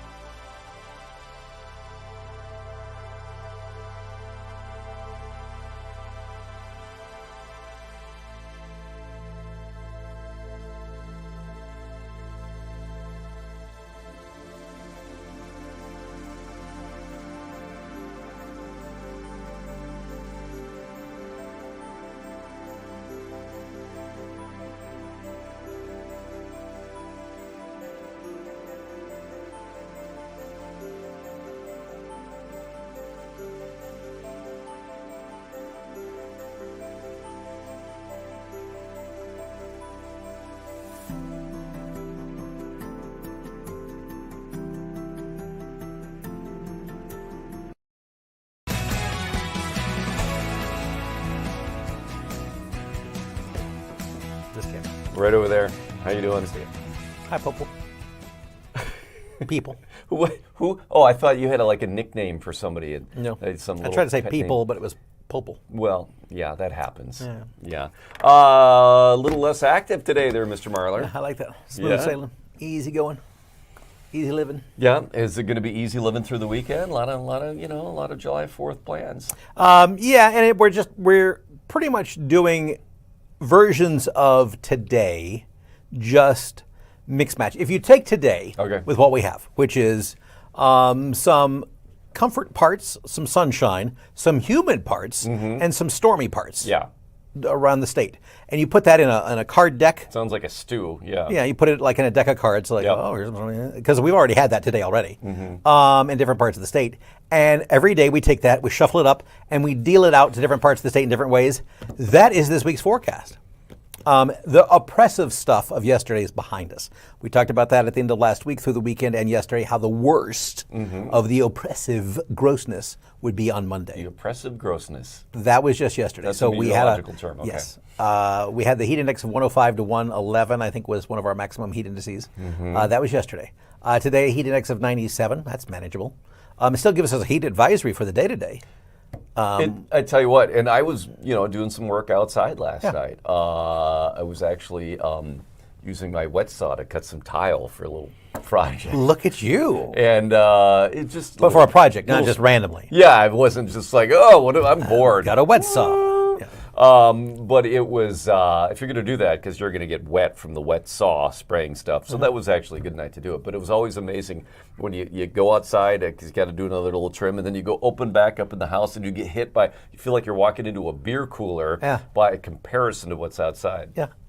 Then today, not as much of that differentiation. Still different. You're not going to throw the windows open necessarily. But at least the dew points are more comfortable, comparatively speaking. And they're not too shabby. A low to mid 60s at times even, mid to late morning. They're climbing back up there. Dew points are heading back into the upper 60s for the afternoon. We've got some hazy sunshine warming up into the lower 90s this afternoon, 92 degrees for an afternoon high. Feels like 97. That heat advisory is in effect for the afternoon and evening. An extreme heat warning is in effect for southeastern Minnesota. If we rotate that around, we'll see it again here shortly. But humid, but just not as oppressive. Southwest winds 5 to 15 miles per hour for the day today. So that's, again, manageable, but one of our hotter days that we've had for the entire season. It's just compared to yesterday, it's, a cakewalk. 70 tonight, so stuffy tonight. Humidity noticeable. Our dew points in the upper 60s to near 70 through the night. We'll see a few spotty storms in southwestern Minnesota by sunrise, trying to get into the Twin Cities around or just after sunrise, and we'll kind of book in the day a little bit with hit and miss storm chances, mainly in the morning and mainly again in the evening, but that leaves long lulls in the middle of the day that aren't exactly clean. There still could be just debris rumbles around the area, even in the middle part of the day, that just don't know what to do with themselves. It's like the random card that just gets thrown out of the shuffle overall on our Wednesday. And a very thick and heavy air tomorrow. 87 for our high, one of the coolest days on the 7-day forecast for the work week, but also with dew points that are back in the lower 70s. So probably one of the muggier days after yesterday, even with that lower temperature, because we have so much debris in the atmosphere. There's a level 2 risk for severe weather for any storms that fire at any point for the day tomorrow, at all. Then sunshine up around 90 on Thursday. A couple of evening or overnight storms that would linger into Friday. We'll keep an eye there too at 88. Still very humid on Friday with a heat index in the low, maybe low to mid 90s. Each day wants to flirt with a heat advisory, but maybe not committing entirely to it. Then our 4th of July holiday. 87 degrees for your high, maybe a storm. It's way out there on day 5 before we start to break down the heat and humidity. We're 87 outside right now. Yeah, so what it feels like now is the high on July 4th. Correct. So that's pretty much what you're going to get, but it feels a little better outside right now because your dew points are in the middle 60s now. We're going to keep dew points in the upper 60s to near 70 probably on July 4th, and July 4th evening getting stickier. So your heat index this afternoon getting back into the low to mid 90s for a lot of folks, maybe even 96 or 97 in the metro. So we're right there on the edge of heat advisory criteria, but that heat warning still, Rochester, Wabasha, Winona, La Crosse, out into central and south central sections of Wisconsin overall. We'll pop a couple of storms near that heat warning zone where that humidity still wants to bubble up an isolated random rumble. Still could pack a punch down in that direction overall. But as I mentioned, still heading to highs in the lower 90s for the day today as we head on into the afternoon with that heat index approaching 97 degrees. But all right, that looks pretty good. That means Tom Butler, who rolled out of here a half hour ago, has probably already changed into that mesh T-shirt that he so often tells us about. If you say it 3 times, then he'll send you a picture. Yeah, which is why I only say it once. Yeah, I'm sorry. I'm sorry to leave you at that image. Thank you, Keith. You're welcome. Oh, very quickly. Yeah. You saw Supergirl. Oh, I did. Night. Yeah, the whole family went. About this. Yeah, our family, the Team Marlor, the foursome. We always try to hit big movies together. Yep. As disparate and as crazy and wild as we are. Yeah, we went in because it's mixed bag reviews. But the 4 of us loved it. I've read the book that it was half based on. The particular comic. The comic book, yeah. Storyline. It is based on a storyline. Yeah. Very much changed. So if you've read that storyline, the 4 people that probably have, it does deviate greatly from that. And I think that's where some of the comic geeks really had trouble with it. But I think I thought it was great. Is a person going to a movie and it's people a great, should I see fun this movie. Or not? Okay. Susan and Gracie loved it. And as a overall fun movie, it's great. It's it suffers from maybe dimmed computer generation stuff like some things do. Okay. But it's not quite as bright as Superman from last year. But it's just a fun movie and I think it was a great movie. Okay. Yeah, the 4 of us loved it, and I'll say it again. All right, yeah. Keith Marlor We'll at the movies, movie review time. Yeah. Got it. Appreciate it. Yeah. All right. Yeah. All right. I like movies that don't spell everything out for you. You gotta look past motivation. It doesn't give you everything all at once. And I think a lot of complaints with that movie are like, oh, people in media literacy. I think the media literacy commentators aren't quite literally looking at everything themselves. As someone who has lived a life, now that I'm 54 years old. Are we going down here? No, sometimes you just, I like things that aren't given to you on a platter necessarily. Oh, yeah. You bring into a movie what you bring into a movie. And a lot of people who are commenting on a movie bring their own things into a movie sometimes. Okay, Supergirl, thumbs up from Mr. Marlor. Thanks, man. All right, we got to move on. We got to get back outside. Since we're inside talking about the weather, let's get outside to somebody who can tell us what the weather is really like. And this is Lauren Andrego at Mears Park in downtown St. Paul for the series of Lunch on the Lawn. This is pretty interesting. It's like, what is it, Tuesdays and Wednesdays from June into August? And Thursdays and Thursdays? Mondays. Yeah, Oh. basically every day of the week at lunch, Rob. Yeah, you can find a park in downtown St. Paul, pick up lunch from either a food truck or a local restaurant. A lot of them are offering $10 takeout lunch deals, and come out and enjoy some local live music. Paul Garding is playing behind us. He's a local Celtic Americana singer, guitar player. He's really excellent. And we didn't know who was going to come out here today. It's very hot outside, not as hot as yesterday, but we found one of them, Dave Fryer from St. Paul. Good afternoon. Thank you for your time today. What brought you down here today? Well, it was Paul Garding and his music. He does a fabulous job, and the parks are beautiful down here, so a great time to just come down, relax, listen to some music. Yeah, in between appointments, which I know you are. You've generously given us our time today. You told me you're nearly a lifelong St. Paul resident. What is so great about our parks in this city?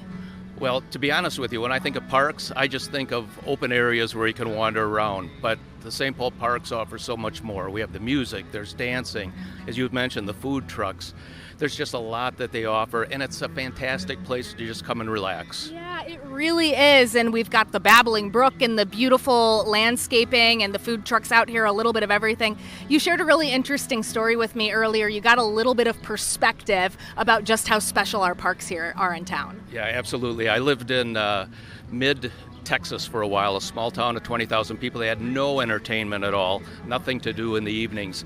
And I said, when I get back to St. Paul, this was 40 years ago, when I get back to St. Paul, I'm going to take advantage of the music and everything St. Paul and Minneapolis have to offer. Yeah, absolutely. So what else about the St. Paul parks? Are you coming down here in the evenings? You said you came to Jazz Fest. There's really something for everybody all times of the year. There is, and you know, another opportunity it gives you is to expand your horizons a little bit. So if you're interested in one music that you haven't really got into, they'll have it here.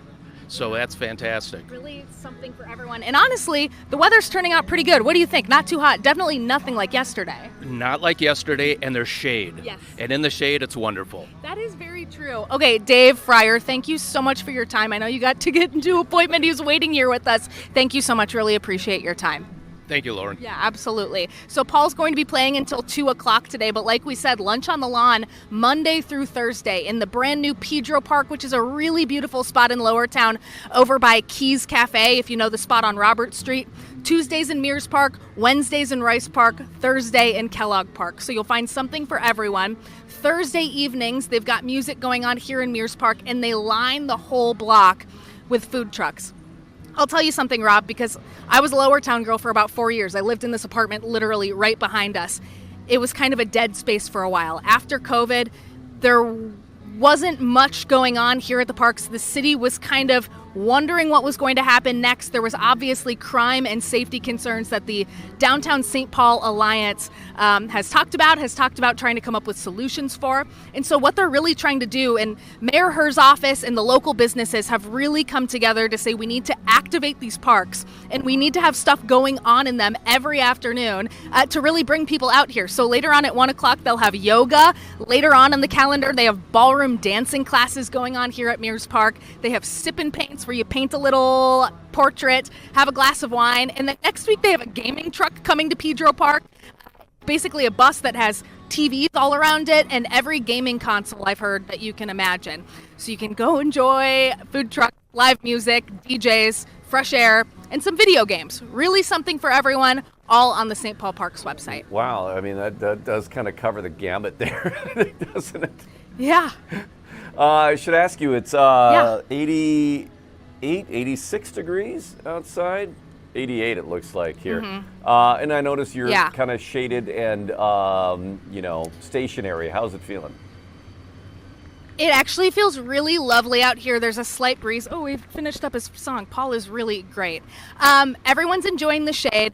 My AC was cranked when I was in my car today, so it's definitely hot. We've got 100-year-old trees. That's the other thing. This is an old park in an old part of town, very beautifully preserved. So whether you like the sun or the shade, the grass, the park benches, there's something here for everyone. That's great. All right. That music sounded great. Love it. Thanks, Lauren. All right, Brian has got to come in with some breaking news in the world of professional basketball. Non-Timberwolves related, Okay. well, at least we don't think it is, but LeBron James is leaving the Los Angeles Lakers, but he is planning to return for a 24th NBA season.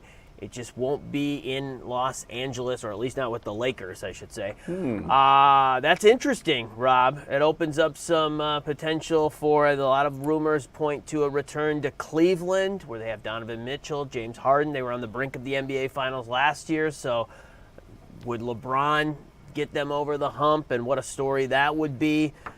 Golden State has been a rumor. Could LeBron team up with Steph Curry, creating kind of like a one last to go for two of the game's greatest players? A return to Miami. Miami just signed Giannis. All of those are options. Minnesota, I don't know, Rob. Yeah, I would think that's doubtful. I think we would. Is there?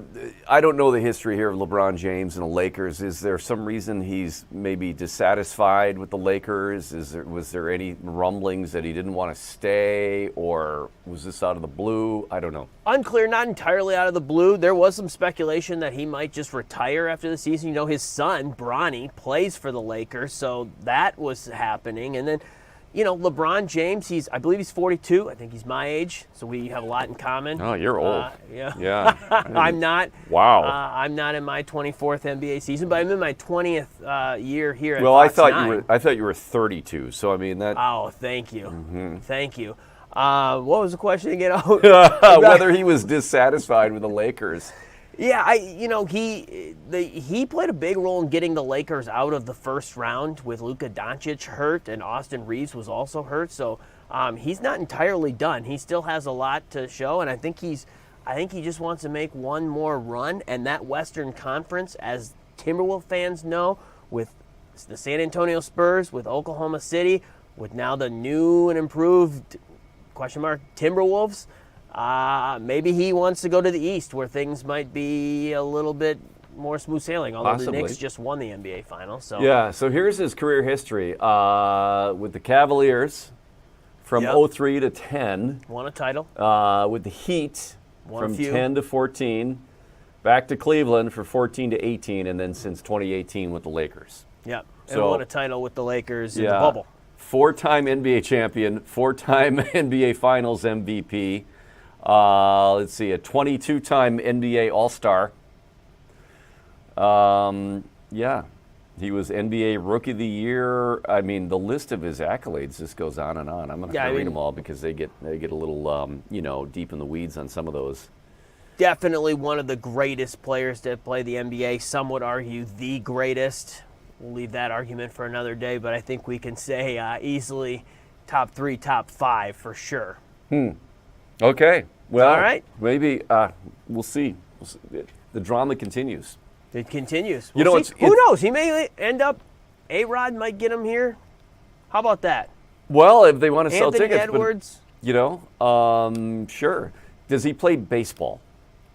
Look, he can play whatever he wants. Really, he's get him on the Twins too. I mean, that would sell some tickets. Sure right? would. I mean, I would go see that. Who wouldn't? Yeah. Well, good. This is kind of the fun. This is the season for NHL and NBA to see all these moves happening.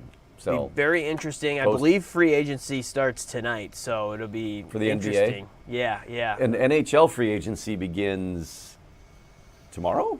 I can't remember.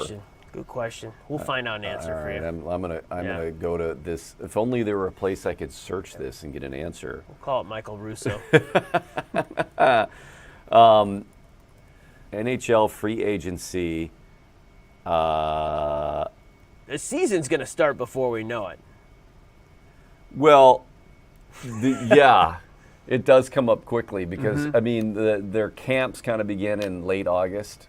The preseason hockey starts in September. And then the opener or home opener is usually the first week of October. Yeah. So, I mean, it kind of ranges from usually the first week of October. The home opener is, maybe a week and a half into October. Yeah, So, NBA is a few weeks after that. So, yeah. Are we going to be talking sports with Dawn coming up here? We sure are, yep. Is We that sure next? are. I think she's going to talk a little Twins baseball. They're out in Houston. Okay. And then the Lynx. So those are the two teams that are active here this summer as we get ready for football season and hockey season.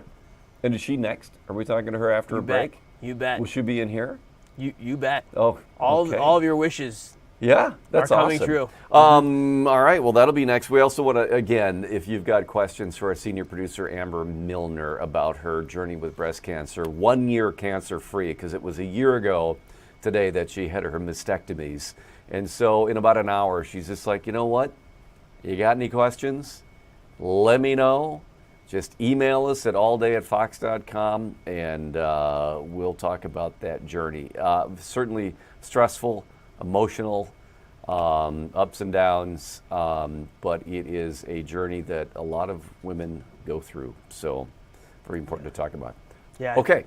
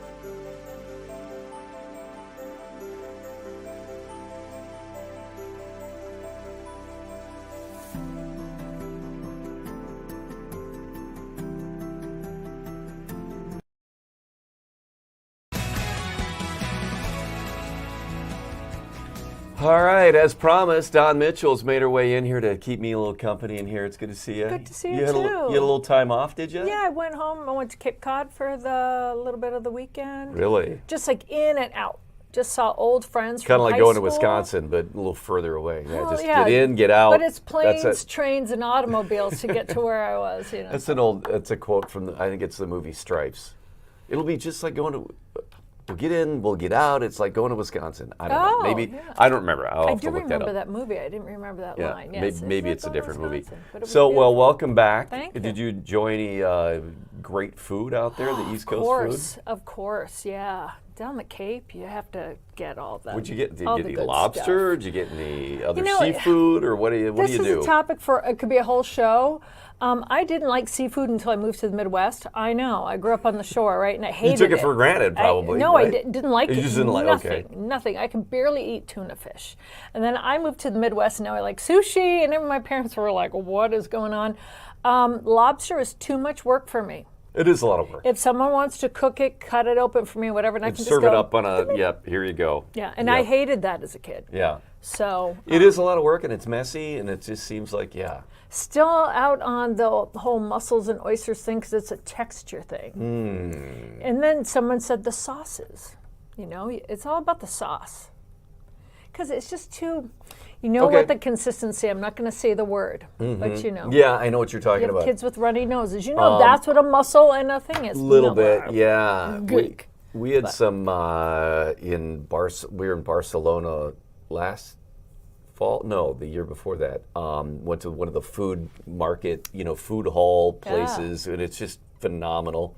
And got oysters. Yeah. Just fresh oysters, and he just put them down the hatch. And they're great.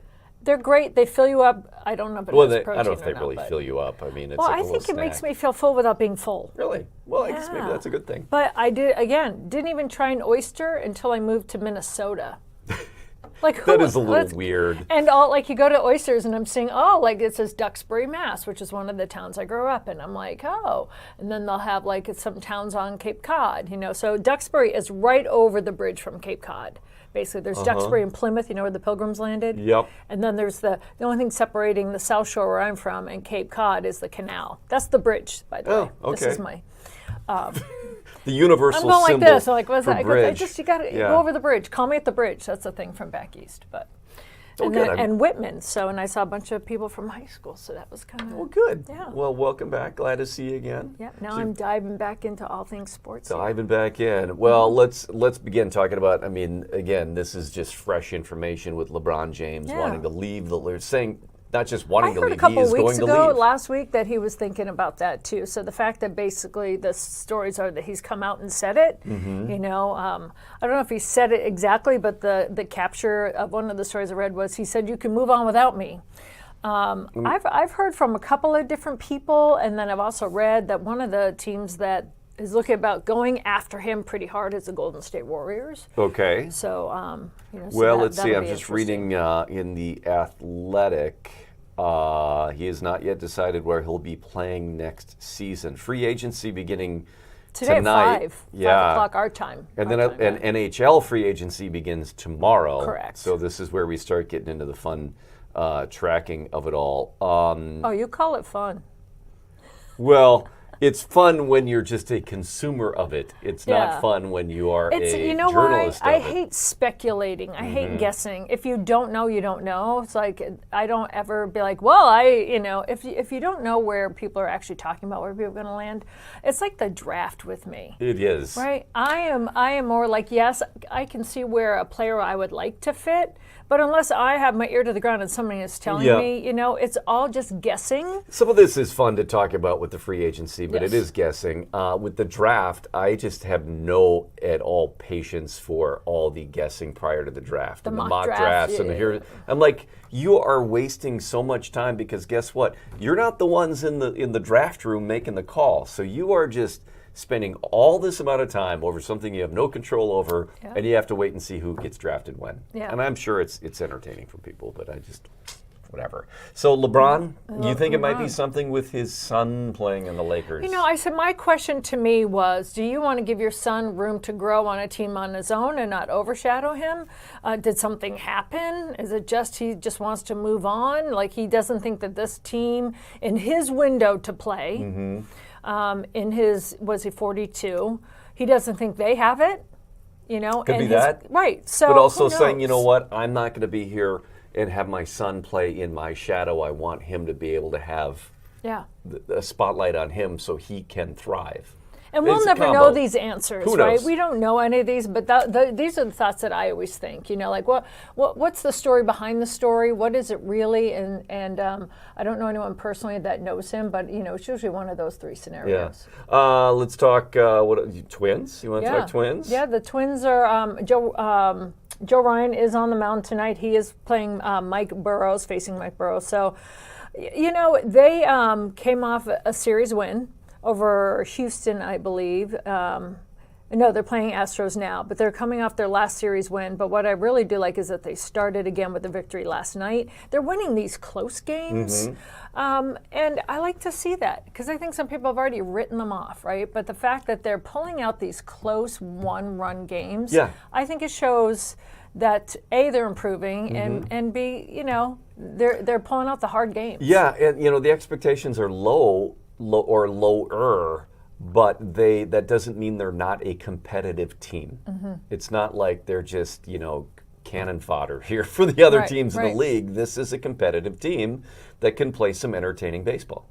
And I really like that they're not like the Buck isn't the only guy hitting home runs. You know, I think they had 3 home runs last game, and it was Josh Bell at first, and then back-to-back from Royce and Victor. So, and they're all playing well that way. I mean, we're not blowing the doors off anything in terms of Minnesota fans, like saying, oh, let's go to, you know, see this. But when I see teams that are winning close games, I like that. They're not a write-off. No, and they're not blowouts. I want to see a close game. Yes. I want to see someone hold on to a lead and win it, or come from behind and win it. I hate seeing blowouts. Well, they had one the other night. Was it Friday night where they had a good lead and then they lost the lead and then they managed to get a walk-off win? Yeah, and some people get annoyed by those, but I like those kind of games. It's more. It's sort of like when I'm watching a golf tournament and if somebody's way ahead, and it's oh, great, they won by 27 under, you know, and they blew out the next competitor by 8. I'm like, well, that's boring.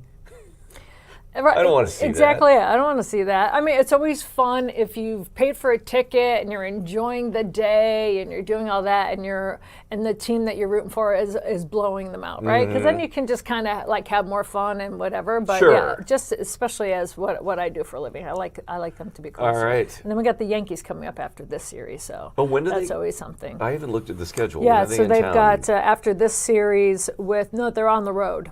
They're on the road with them. Right. So they're on the road, Astros and then Yankees. Okay. Well, good. Welcome back from vacation. Oh, wow. We didn't even get a chance to talk to Olivia Miles and MVP. That's my next time. She's in the MVP conversation already. Well, and good. I love it. Good. Loving it, Rob. Go Miles. That's right. Go for Miles and Miles. Yeah. There's got to be a slogan there. Live for live. Ooh, that's good you heard too. It here first. All right, we got it. I just got the. Am I getting the hook? Am I playing the music? You should play music like the Oscars. Yeah, like you're done. Your time is up. Yeah, like my time is up. And I'm like, no, I want to thank Rob Holden. We got to take another break. We'll be right back at All Day Live.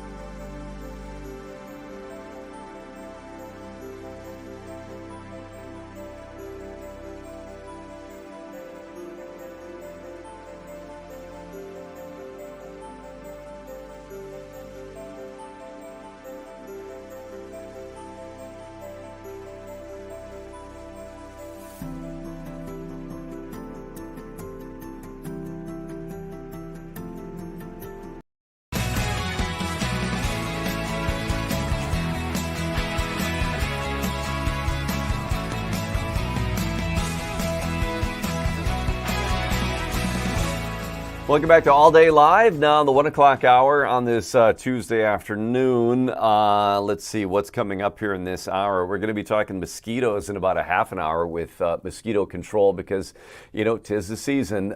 You've probably seen some out already, but certainly with the wet weather you have, this is when I think we're going to start seeing them hatch. And what's interesting is last time they were here, and I asked them after we're done, I'm like, how, if you leave like a bucket lid or something out, you know, what does it take? And he said, yeah, a little bit of water in that. It takes almost no water at all, and a mosquito can lay dozens, if not hundreds, of eggs. So anyway, we'll talk about that a little bit more. Big story, though, that we're talking about today is the Supreme Court. The U.S. Supreme Court wrapping up their session. They had a couple of rulings yesterday, a couple more out today, and a couple of pretty major ones here. The big one here is about birthright citizenship. The Supreme Court upholding birthright citizenship. That delivered a blow to President Trump's executive order that he signed back in when he returned to office. One of the first orders he signed when he returned to office that declared that children born in the U.S. to parents who are here either illegally or temporarily are not American citizens. Well, the executive order then bumps right up against the U.S. Constitution and the 14th Amendment of the Constitution. An executive order can't change the Constitution. So the justices today siding with the 14th Amendment, that anybody born in this country is a citizen. Limited exceptions. The president's order had been blocked by several lower courts, so it had never taken effect, making its way up then to the U.S. Supreme Court. You might remember that the president even attended oral arguments in this case, a rarity to see a sitting U.S. president in the chambers, in the gallery, I should say, of the U.S. Supreme Court. Now, Governor Tim Walz today reacting to the court rulings. There was, again, the other one, there's birthright citizenship, and then there's a ruling regarding transgender athletes, saying that states can ban them from competing in sports, but again, leaving that decision up to the states. So Governor Walz today reacting to both of these rulings. The Supreme Court has allowed states to be as cruel as they want to be to transgender people. They've also allowed states like Minnesota to be as kind and welcoming as they can. So I view this as a mixed bag. We're going to view it as a positive, considering what maybe could have been done. And I would note that, again, getting my analysis on this, I think the ruling was 5-4 on birthright citizenship. Will stay in place. I haven't quite seen the analysis on it yet, how it's coming out, but a fundamental principle of American, if you're born here, you're a citizen, and it looks to me, at least as I see right now, that remains intact. But just so you know, in Minnesota, I'll send it strong. The Supreme Court ruled that we can continue to treat our transgender athletes and youth with dignity and humanity and respect, and we'll continue to do that. Like nothing will change there. Yeah, so the court ruling on transgender athletes playing on girls' and women's sports teams, that states can prohibit athletes from doing so. The court ruled that states who ban transgender athletes from competing on girls' teams do not violate federal law known as Title IX. So that was the challenge that was brought. More than 25 states have adopted bans on transgender athletes, but again, as you heard there, Minnesota is not one of them. So the ruling doesn't change anything here. For more on that, I believe we have Corin Hoggard standing by here to talk to us. Corin's kind of looking more into what this ruling means. And again, in Minnesota, at this point anyway, it doesn't mean anything unless there is a movement to bring a ban in the state legislature, correct? Yes, Robin, there have been laws proposed the last couple of years at the legislature that would ban transgender athletes from girls' sports here in the state. But for now, this is still allowed. It was just Idaho and West Virginia had bans against that. And the Supreme Court ruled that, you know, they can keep those bans in place. It did not rule on whether allowing transgender athletes in girls' sports is a violation of any kind at all. Although, you know, the state of Minnesota is, and the sports league here is facing a lawsuit on that issue. And I asked the governor about that, and he said he didn't want to get ahead of his skis, essentially. And but for the time being, Minnesota's allowed to continue to allow transgender athletes, and so something they'll be watching for sure. It may be an election issue for November as well. I would imagine it would be an election issue here. Pretty much anything is these days, and that has certainly been a kind of a hot topic in the last several years. I know we had reached out to the state high school league. They have notoriously always tried to stay, pretty silent on this issue. Anything from them today? Haven't heard from them yet. I've been kind of involved with trying to, hear from the governor on this and other topics. But I don't believe that they've shared anything yet. Their kind of position in the past has been, we operate under Minnesota law. And so I imagine we have asked for comment from them, and I imagine when we get it, they'll pretty much stick to that script as well. They follow state law. And, in the past, there have been rulings that Title IX specifically says there can't be discrimination based on sex. This Supreme Court, unlike some others, has determined that sex is gender at birth. And so, that's kind of something that's maybe a little bit of a shift, legally speaking. And so something that could, become an issue all around the country, but here, especially when it comes to transgender athletes in sports, especially at young ages. Yeah. One other question I want to ask, get your thoughts on this anyway, is that on other issues, President Trump has said he prefers to leave the power, and during the campaign too, that he said he prefers to leave many decisions up to the states, leaving the power to govern up to the states. It feels like this is one, though, where there has always been an enormous amount of pressure from the Trump administration for the states to fall in line with what he wants, even threatening funding and maybe even lawsuits. I mean, it is that delicate dance here between the states and the federal authority. Yeah, similar to the birthright citizenship issue, Trump issued an executive order on this. And so he has, on this topic and some others, tried to supersede states' powers there.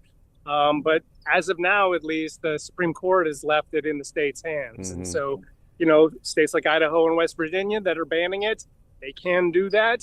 And at this point, no intervention on states like Minnesota that allow transgender athletes to perform in girls' sports. Yeah. All right. Hey, Corin, appreciate it. We'll let you get back to work. Thanks. Yeah.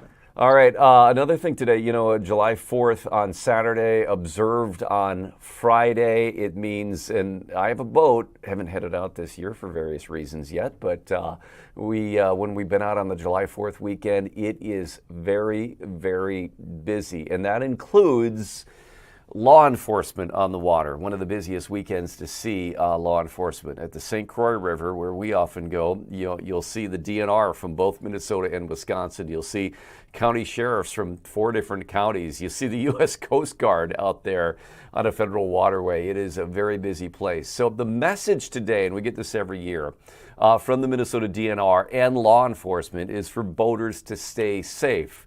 Again, they're planning a huge target this weekend on the roads as well, but on the water as part of what they call Operation Dry Water, a national campaign aimed at deterring boating while under the influence. Here's part of the news conference from this morning. We're all law enforcement, so we operate just like they do out on the road, the towards zero deaths philosophy, and one is too many. But we try to decrease and keep it at the lowest number possible, and that's what Operation Dry Water is about. That heightened awareness, high visibility patrols out on the water to decrease the public's notion that boating and operating a boat while impaired is a generalized positive activity, and that definitely is not the case. Boating while impaired, being arrested boating while impaired carries the same consequences as if you're arrested driving a highway licensed vehicle. So be aware out there, and make sure too that, make sure that your boats have all the necessary equipment in them. Make sure the horn's working, the bilge is working, that you have a fire extinguisher, you have tossables, floatable something you can throw if somebody's having trouble in the water. All sorts of a checklist there. If you're a boater, you know that. But again, this weekend is when they're going to be paying attention intensely to all of that. The Minnesota DNR said there have been 4 boating fatalities in Minnesota already this year, more than all of last year. There were 3 last year, 4 already now in 2026.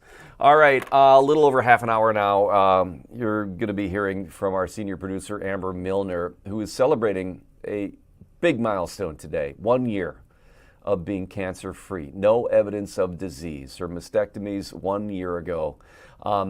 Cancer has touched so many. We want to give viewers a chance to ask Amber any question about her journey, whether it's the diagnosis, the treatment, the mastectomies, just sort of, getting through some of the mental anguish and challenges of it all now, 1 year after no evidence of disease declaration. So email us today, allday@fox.com. If you're watching on YouTube, you can join the chat and put in a question for Amber coming up at about 1:45.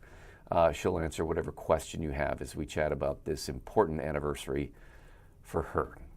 We continue to have warm and muggy weather, not as bad maybe as it was yesterday, but certainly summer-like. Let's get the forecast from meteorologist Keith Marlor.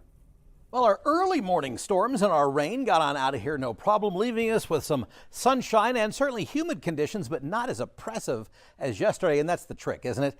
To have a summer feeling day and get the worst of it behind us. And that's what we talked about last week for this week, that the worst of the humidity would be on Monday. So that's gone. We do have a heat advisory in place for the day today, heading to a high of 92 degrees, hot and hazy sunshine, humid, but not as oppressive as Monday. That's the trick for pretty much the rest of the week, is we have a lot of upper 80s and lower 90-degree temperatures and a heat index that teases the low to mid 90s. Today, the heat advisory is in place.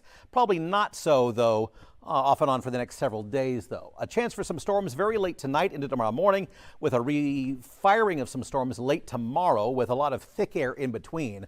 Partly sunny sky, otherwise humid at 87 degrees. There is a level 2 risk for severe weather for any of those storms, both at the beginning and at the end of your day tomorrow, the first day of July, by the way.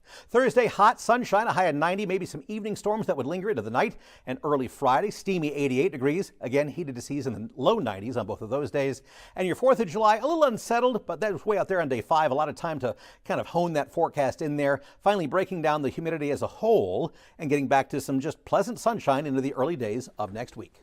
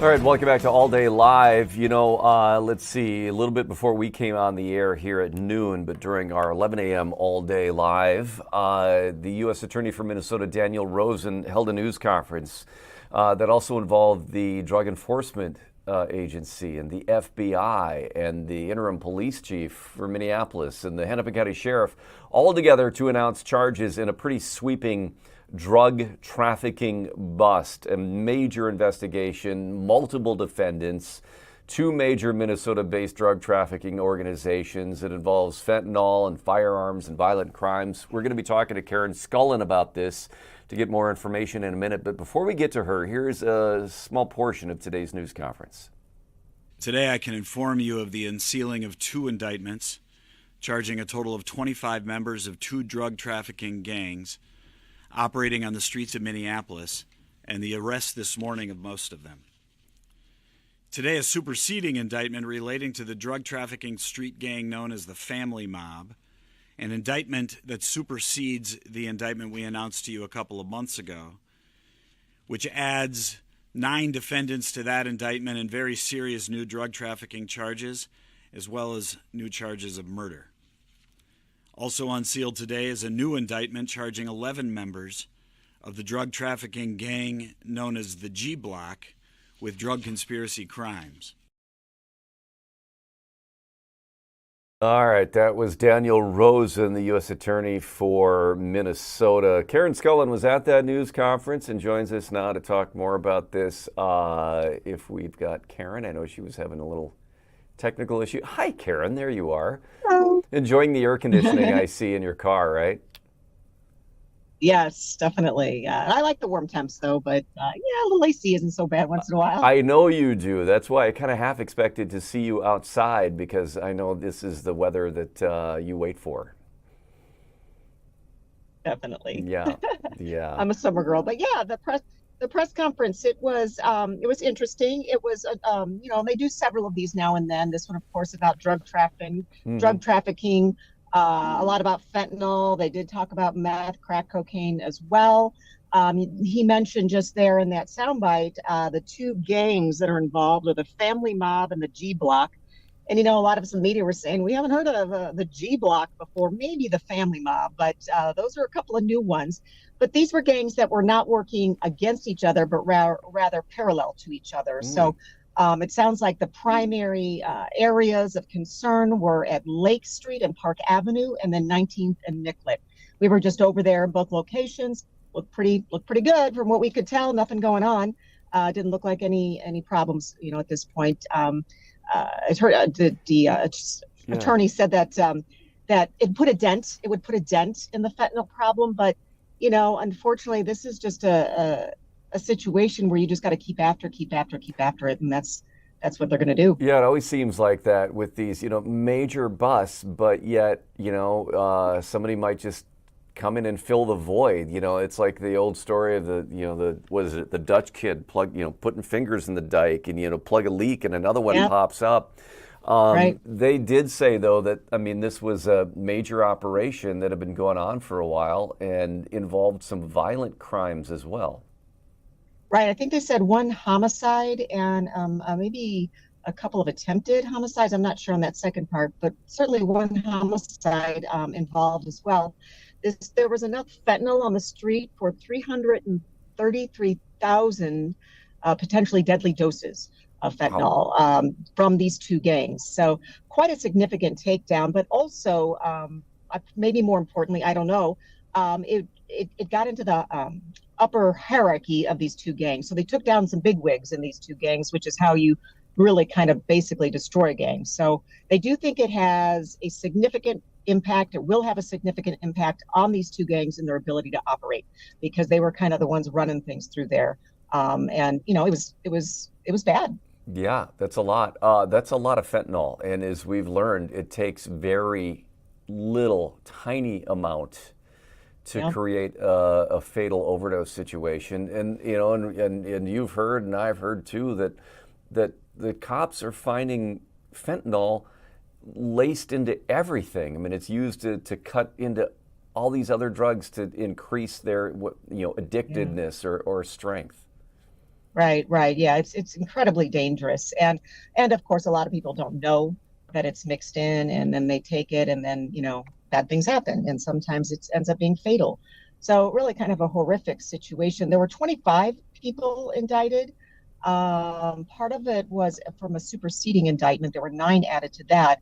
But yeah, 25, and I think 12 were arrested this morning. There is still one guy that the FBI is looking for in relation to this indictment.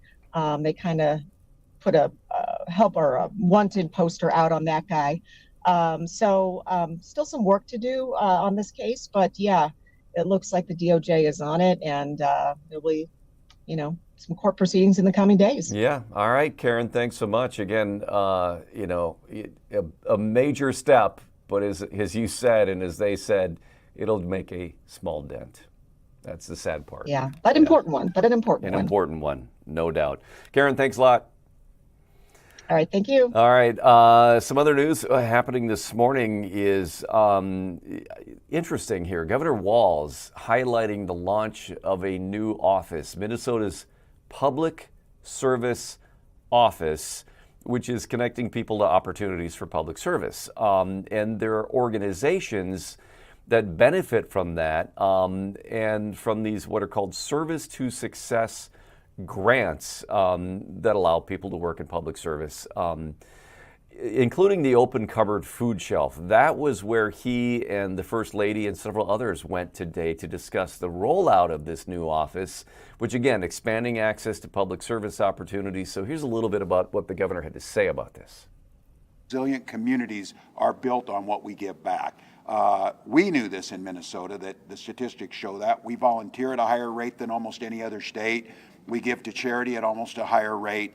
And I think over the winter we showed that our neighbors matter to us. They matter in a real deep and profound way, that we understand that we're all in this together. And to the volunteers who are here, and Amy, thanks for your patience as we were back there, but just mentioning this, but by the grace of God goes each and every one of us. And Jessica's right. In a time of uncertainty, in a time when prices rise, when we know that it's very difficult to be able to provide everything a family needs, we know that those basics, whether it's shelter or food security, are absolutely critical. I'm very proud in Minnesota that we made sure that all of our children eat breakfast and lunch. No questions, no paperwork, and they eat. And we were saying, who would have guessed?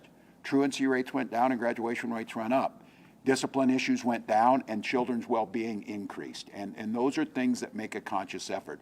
So I always say, if you're not in it for the moral reasons, you can also be in it for the economic benefit, because all of us who are a little older, it behooves all of us to have a really well-educated youth so that they can pay their taxes and we can collect our Social Security. That's the way it works. And in Minnesota, we value that.